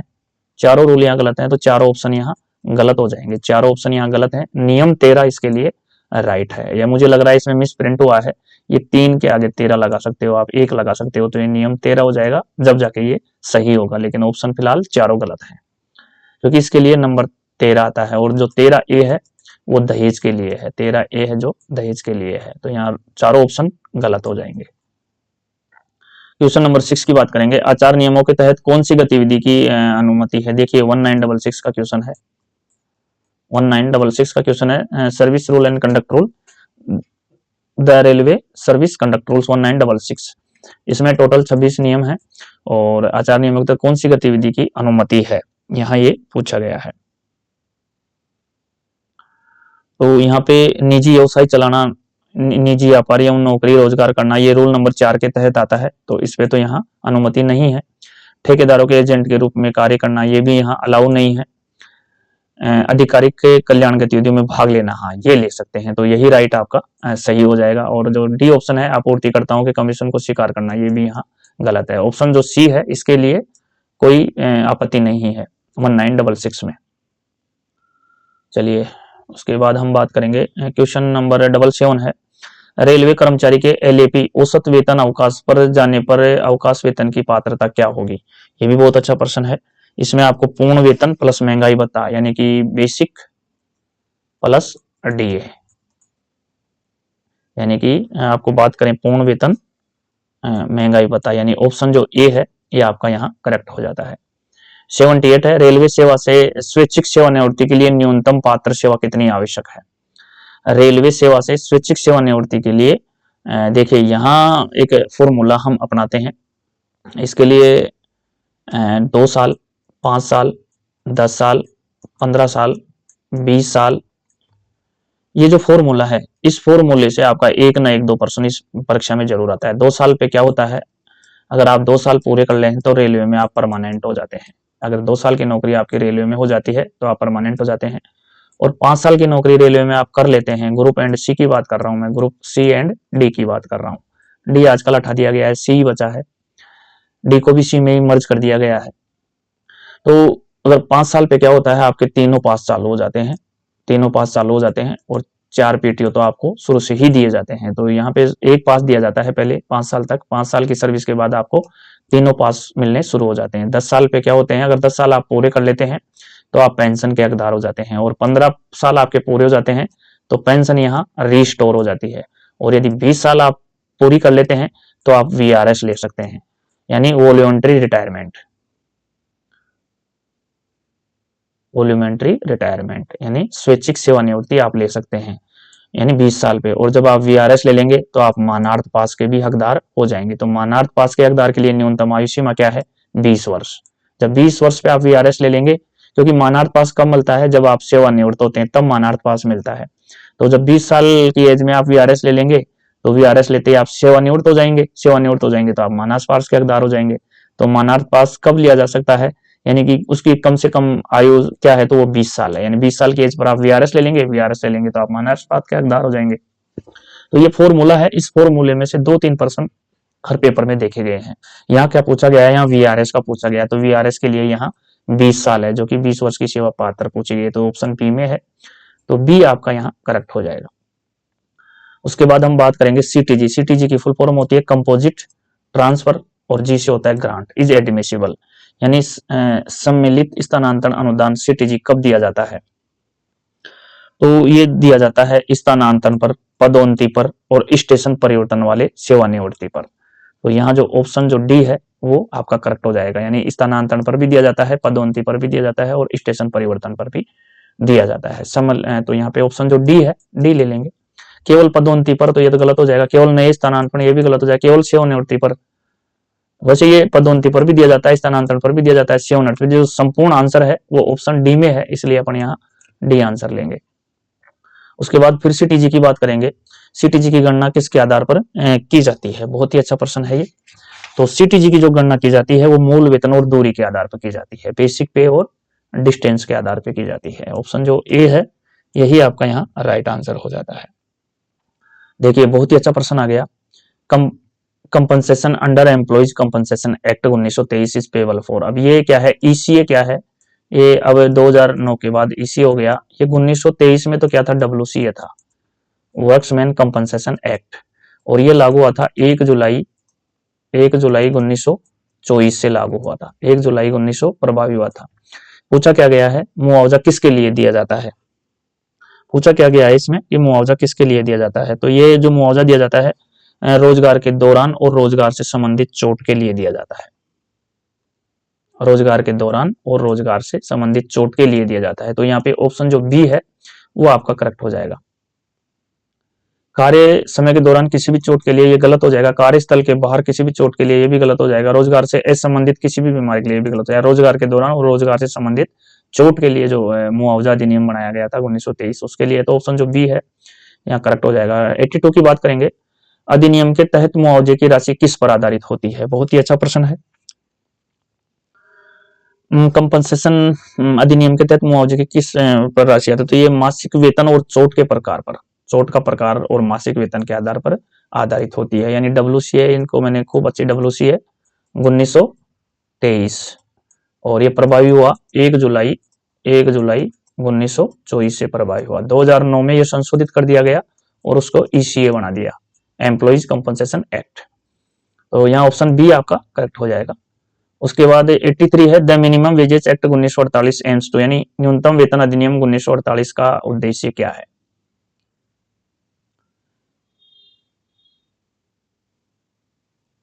न्यूनतम अधिनियम 1948 का उद्देश्य क्या है? तो यह है अनुसूचित रोजगारों में न्यूनतम वेतन सुनिश्चित करना, यानी न्यूनतम वेतन अधिनियम, अनुसूचित रोजगारों में न्यूनतम वेतन सुनिश्चित करना, एंश्योर मिनिमम वेजेज इन शेड्यूल्ड एम्प्लॉयमेंट्स। तो ऑप्शन जो बी है यहाँ आपका राइट हो जाता है। न्यूनतम वेतन किसके द्वारा तय किया जाता है? न्यूनतम वेतन किसके द्वारा तय किया जाता है? तो केंद्र और राज्य सरकारें तय करती है न्यूनतम वेतन। न्यूनतम वेतन कौन तय करता है? केंद्र और राज्य सरकारें तय करती है। सर्वोच्च न्यायालय नहीं करता है, रेलवे बोर्ड नहीं करता है, कर्मचारी संघ नहीं करता है। इसके लिए सेंट्रल एंड स्टेट गवर्नमेंट्स करती है न्यूनतम वेतन। ऑप्शन यहाँ पे ए ले लेंगे। उसके बाद 85 है, औद्योगिक विवाद अधिनियम 1947 का उद्देश्य क्या है? बहुत ही अच्छे प्रश्न है इसमें। औद्योगिक विवादों की जांच और उनका समाधान करना, ऑप्शन जो बी है यही आपका यहाँ पे राइट हो जाता है। उसके बाद 86 की बात करेंगे, औद्योगिक विवाद अधिनियम के तहत कौन से प्राधिकृत प्राधिकारी हैं?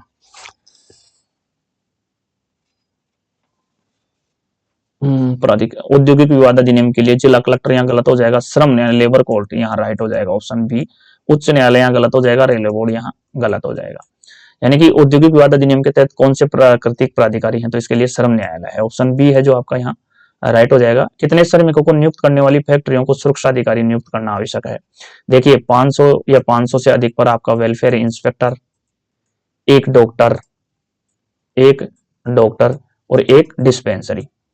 500 या 500 अधिक पर एक वेलफेयर इंस्पेक्टर, एक डॉक्टर और एक डिस्पेंसरी। 1000 या 1000 से अधिक पर CSO, चीफ सेफ्टी ऑफिसर, और इसमें यही पूछा गया है सेफ्टी ऑफिसर। तो यहाँ 1000 या 1000 से अधिक पे चीफ सेफ्टी ऑफिसर आ जाएगा। तो ऑप्शन जो बी है आपका यहाँ करेक्ट हो जाएगा। 2000 और 3000 पे यहाँ कोई भी शर्त लागू नहीं है। हाँ 250 या 250 प्लस है तो कैंटीन का प्रावधान है। 150 पे फर्स्ट एड बॉक्स का प्रावधान है, और 30 या 30 से अधिक महिलाओं पर क्रेचेज की व्यवस्था है, यानी 6 साल से कम बच्चों के लिए क्रेचेज या पालनाघर की व्यवस्था है। और यहाँ पे एक और पूछा जाता है वाटर कूलर ठंडे पानी की व्यवस्था के लिए, तो 250 या 250 प्लस है। चलिए, तो यहाँ चीफ सेफ्टी ऑफिसर के लिए पूछा गया था तो 1000 या अधिक आ जाएगा। ऑप्शन जो बी है वो आपका करेक्ट हो जाएगा। हिंदी रेडियो फैक्ट्रियों के लिए फैक्ट्री अधिनियम के तहत अनिवार्य आवश्यकता क्या है? हिंदी, तो ये इसका आंसर ये प्रश्न का हिंदी है, मैं बार बार हिंदी बोलता हूँ। रेडियो फैक्ट्रियों के लिए फैक्ट्री अधिनियम 1948 आता है। के तहत अनिवार्य आवश्यकता क्या है? मुफ्त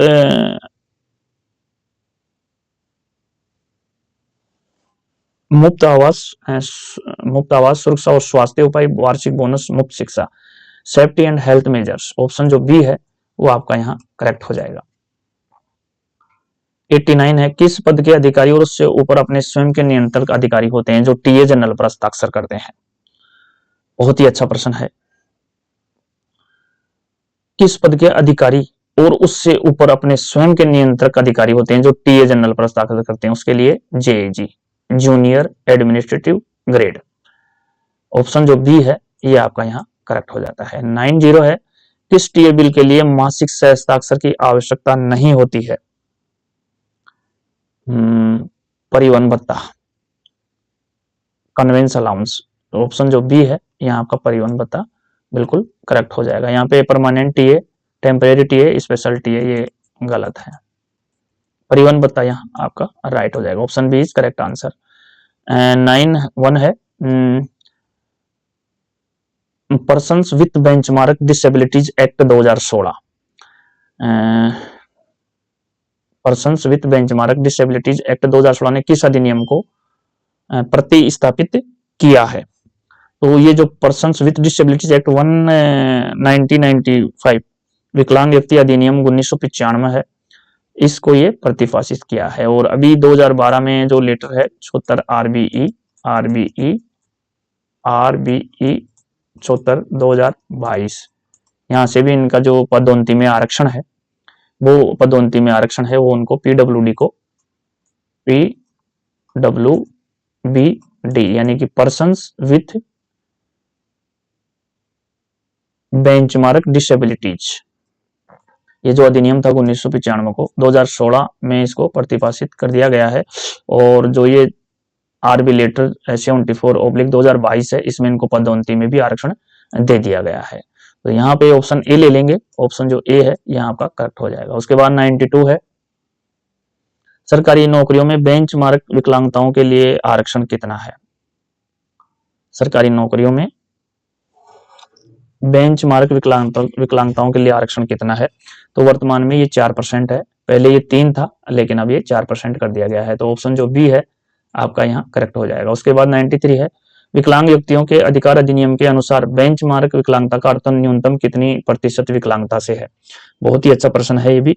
तो न्यूनतम विकलांगता 40% है, 40%। ऑप्शन जो बी है आपका यहाँ करेक्ट आंसर है। 94 की बात करेंगे, विकलांग व्यक्तियों के अधिकार अधिनियम 2016 के तहत अधिनियम किसकी स्थापना के लिए प्रावधान करता है?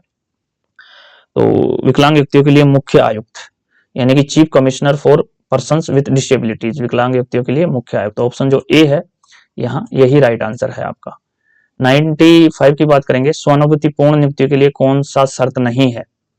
कर्मचारी की सेवा में मृत्यु होनी चाहिए, कर्मचारी ने कम से कम 10 वर्ष की सेवा पूरी की हो, आवेदक निर्भर होना चाहिए, एप्लीकेंट मस्ट बी डिपेंडेंट, आवेदक बेरोजगार होना चाहिए।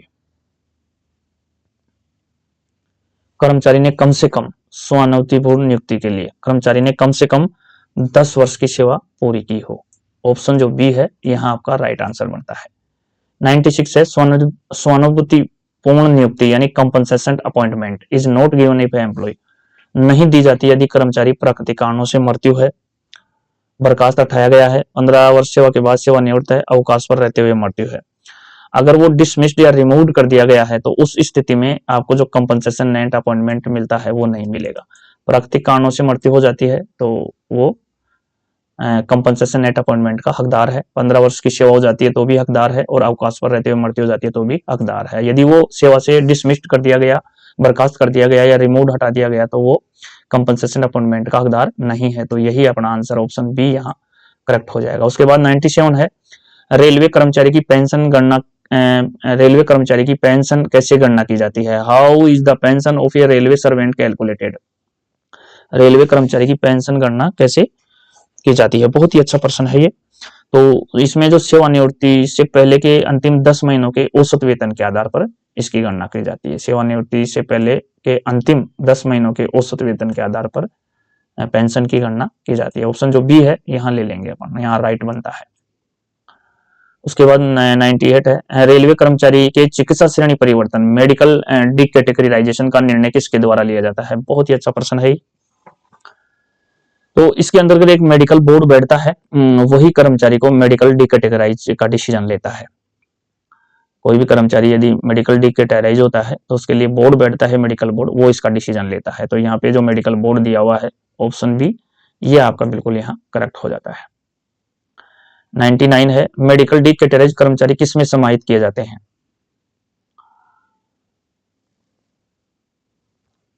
केवल ग्रुप ए पदों में नहीं, केवल बी पदों में नहीं, केवल सी पदों में नहीं, पद चिकित्सा फिटनेस और उपलब्धता के अनुसार यानी post as per medical fitness and availability के आधार पर उसको समाहित किया जाता है। रेलवे का कोई कर्मचारी है और मेडिकल डीकैटेगराइज हो गया तो उसका जो समाहित करने का तरीका है वो post as per medical fitness and ये अवेलेबिलिटी यानी पद चिकित्सा फिटनेस और उपलब्धता के आधार पर उसको समाहित किया जाता है। तो डी आंसर अपन यहाँ ले लेंगे। उसके बाद बहुत ही अच्छा प्रश्न है, ये 2 प्रश्न है जो दोनों कभी कभार कभी ये पूछ लिया जाता है और कभी ये पूछ लिया जाता है। जीडीसी और एलडीसी इनकी फुल फॉर्म पूछ ली जाती है, कभी एलडीसी की फुल फॉर्म पूछ ली जाती है तो कभी जीडीसी की पूछ ली जाती है। तो यहाँ पे जीडीसी की पूछा गया है। तो जीडीसी का जो फुल फॉर्म होता है वो आप देख सकते हैं, जनरल डिपार्टमेंटल कॉम्पिटिटिव एग्जामिनेशन। अब एलडीसी में केवल जर्नल की जगह लिमिटेड आ जाएगा, बस इतना ही फर्क है। ये जी की जगह एल की जगह लिमिटेड आ जाएगा, यानी कि एलडीसी में लिमिटेड डिपार्टमेंटल कॉम्पिटिटिव एग्जामिनेशन ये एलडीसी का हो जाएगा और जीडीसी का जर्नल डिपार्टमेंटल कॉम्पिटिटिव एग्जामिनेशन हो जाएगा। और ये दोनों पूछे जाते हैं, एलडीसी भी पूछा जाता है और जीडीसी पूछा जाता है, दोनों की फुल फॉर्म पूछी जाती है। मैंने यहाँ दोनों की बता दी है। अब चलते हैं अपन राजभाषा के प्रश्नों की ओर। भारतीय रेलवे की राजभाषा नीति किस पर आधारित है? बहुत इजी प्रश्न है, और आप मेरे पिछले वीडियो देखते हैं या राजभाषा की वीडियो देखते हैं तो मैंने इनका खुल के अच्छी तरह हर प्रश्न पत्र में बहुत ही अच्छी तरह से इनका एक्सप्लेन किया है। तो भारतीय रेलवे की राजभाषा नीति किस पर आधारित है? तो ये आधिकारिक भाषाओं का अधिनियम 1963 पे है। पहला ही ऑप्शन आपका यहाँ सही है। प्रश्न नंबर 2 है, आधिकारिक भाषा नियमों के अनुसार निम्न में से कौन सा राज्य क्षेत्र बी में नहीं आता है? देखिए, तमिलनाडु सी में आता है, कर्नाटक सी में आता है, और यूपी ए में आता है, और केरल सी में आता है। तो यहाँ पे जो बी वाले क्षेत्र हैं, बी वालों में आपका पंजाब हो गया, गुजरात हो गया, महाराष्ट्र हो गया, और चंडीगढ़ हो गया, और दमन द्वीप समूह एवं दादरा नगर हवेली, दमन द्वीप समूह एवं दादरा नगर हवेली और चंडीगढ़, ये 3 केंद्र शासित संघ शासित राज्य हैं। और पंजाब, गुजरात और महाराष्ट्र ये 3 राज्य, और चंडीगढ़ भी इसमें आता है, लेकिन ये केंद्र शासित प्रदेश है। तो यानी पंजाब, गुजरात, महाराष्ट्र, चंडीगढ़, दमन द्वीप समूह, दादरा नगर हवेली ये क्षेत्र बी में आते हैं। इनमें से कोई सा भी यहाँ नहीं है। तमिलनाडु सी में आता है, और कर्नाटक भी सी में आता है, उत्तर प्रदेश ए में आता है, और केरल सी में आता है। तो ये चारों ऑप्शन यहाँ गलत हैं। आधिकारिक भाषा नियमों के अनुसार राज्य को कितने क्षेत्रों में वर्गित किया गया है? तो ये 3 है, क, ख और ग। ए, बी और सी कह सकते हैं इनको, या क ख के बोल सकते हैं। 3 है, तो 3 आपका ऑप्शन बी है। तो बी आंसर आपका यहाँ सही हो जाएगा। उसके बाद है 104, अब तक संविधान की 8वीं अनुसूची में कितनी भाषाओं को मान्यता दी गई है? तो अब तक 22 भाषाओं को मान्यता दी गई है। और 1950 में जब भारतीय संविधान लागू हुआ था, 26 जनवरी 1950 को, उस समय 14 भाषाओं को मान्यता दी गई थी, और प्रेजेंट में ये 22 भाषाएं हैं। तो इन 22 भाषाओं में जो अंग्रेजी भाषा है वो शामिल नहीं है, और एकमात्र विदेशी भाषा नेपाली है, वो इसमें शामिल है, नेपाली। टोटल ये 22 भाषाएं हैं। तो यहाँ सी आंसर आपका बिल्कुल यहाँ करेक्ट हो जाएगा। अगर आप मेरे राजभाषा के पूर्व वीडियो देखे हैं तो मैंने राजभाषा संबंधित बहुत अच्छा वीडियो मैंने दिए हैं, उनमें एक्सप्लेन इनका किया है। तो चलिए, क्षेत्र ए में कौन सा राज्य शामिल है? देखिए, क्षेत्र ए की बात करें अपन तो केरल सी में आता है, राजस्थान ए में आता है, पश्चिमी बंगाल सी में आता है, और तमिलनाडु भी सी में आता है। ये जो तमिलनाडु है, इस पे जो राजभाषा नियम 1976 हैं वो लागू नहीं होते हैं। तमिलनाडु पर जो राजभाषा नियम 1976 हैं वो लागू नहीं होते हैं।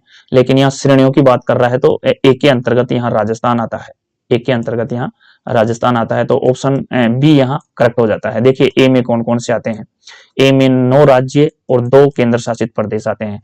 2 केंद्र शासित प्रदेश कौन से हैं? दिल्ली और अंडमान निकोबार द्वीप समूह, ये 2 होते हैं। टोटल 11 होते हैं ए में। 9 में कौन कौन आ गए? 9 में आपका यूपी, एमपी, बिहार, राजस्थान, हिमाचल प्रदेश, हरियाणा, छत्तीसगढ़, उत्तरांचल, झारखंड, ये आ गए, इसमें 9 में आ गए। तो यहाँ आंसर क्या आ जाएगा? ऑप्शन जो बी है ये करेक्ट हो जाएगा। उसके बाद 106 है, Hindi day is celebrated every year in central government office on, यानी केंद्रीय सरकारी कार्यालयों में जो हिंदी डे मनाया जाता है तो ये 14 सितंबर को मनाया जाता है। हिंदी दिवस 14 सितंबर को मनाया जाता है, और ये 1953 से अपन रेगुलर मना रहे आ रहे हैं। उसके अलावा 10 जनवरी को विश्व हिंदी दिवस मनाया जाता है। 10 जनवरी को विश्व हिंदी दिवस मनाया जाता है। विश्व हिंदी दिवस मनाया जाता है 10 जनवरी को, और ये 2006 से हम रेगुलर मनाते आ रहे हैं। चलिए, तो यहाँ आंसर क्या लेंगे? यहाँ आंसर बी लेंगे, 14 सितंबर। उसके बाद क्षेत्रीय रेलवे आधिकारिक भाषा कार्य समिति के अध्यक्ष कौन है? बहुत ही अच्छा प्रश्न है।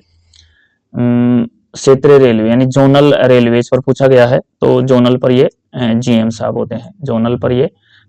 होते हैं। तो ऑप्शन जो सी है वो आपका बिल्कुल करेक्ट हो जाएगा। उसके बाद क्वेश्चन नंबर 108 है, आधिकारिक भाषाओं अधिनियम की धारा 3(3), देखिए यहाँ भी गलती है, धारा 3(3) है, ये कब से प्रभावी है? ये 26 जनवरी 1965 से प्रभावी है।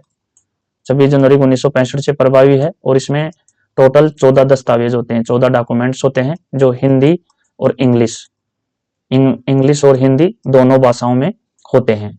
और ये दो धारा 3-3 प्रभावी है, ये 26 जनवरी 1965 से प्रभावी है। तो 26 जनवरी 1965 आपके ऑप्शन सी में दिया हुआ है, तो सी आंसर आपका ये राइट हो जाएगा। उसके बाद 109 है, केंद्र की आधिकारिक भाषा देवनागरी लिपि हिंदी में किस अनुच्छेद के तहत है। देखिए 343 का जो एक है उसमें यही है कि संघ की जो भाषा है, राजभाषा है, वो हिंदी होगी और लिपि देवनागरी होगी।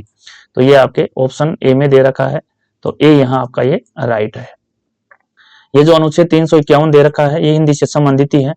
343 से लेकर के 351 तक टोटल 9 अनुच्छेद हैं जो कि भाग 17 में आते हैं, जो कि भाग 17 में आते हैं। और ये 9 आर्टिकल 9 अनुच्छेद हैं जो हिंदी से संबंधित हैं। 351 क्या है? 351 है हिंदी का विकास, हिंदी का प्रचार प्रसार, हिंदी को बढ़ावा देना, हिंदी का विकास करना, ये 351 में आता है। तो यहाँ पूछा क्या था? देवनागरी लिपि के लिए पूछा था, तो 343 एक हो जाएगा। ऑप्शन जो ए है वो आपका बिल्कुल यहाँ करेक्ट हो जाएगा। उसके बाद 110 है, बहुत ही अच्छा प्रश्न है। Official language act 1963 was assented to by the president on, यानी आधिकारिक भाषाओं अधिनियम 1963 पर राष्ट्रपति की स्वीकृति कब हुई? ये बहुत ही अच्छा प्रश्न है। और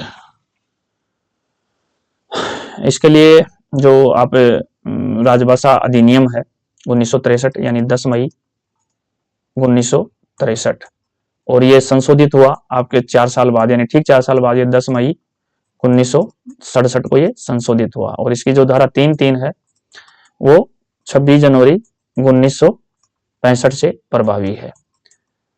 तो ये जो आधिकारिक भाषा अधिनियम 1963 को जो राष्ट्रपति की स्वीकृति हुई थी वो 10 मई 1963 को हुई थी। तो ऑप्शन जो 10 मई 1963 ऑप्शन ए है, यही आपका राइट आंसर हो जाता है। तो चलिए साथियों, ये था आपका वेलफेयर इंस्पेक्टर का पेपर, जो कि बहुत ही अच्छा पेपर था और ये इसका सॉल्यूशन हमने कर दिया है।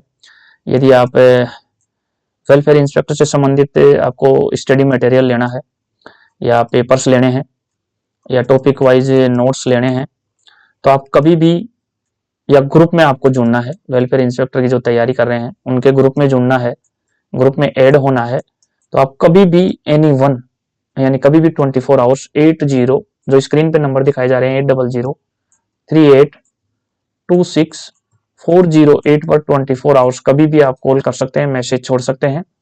और किसी भी प्रकार की इंक्वायरी करना चाहते हैं या कोई किसी भी प्रकार का जो मार्गदर्शन लेना चाहते हैं, तो आप कभी भी इन नंबरों पे फोन कर सकते हैं 24 आवर्स जो स्क्रीन पे नंबर चल रहे हैं।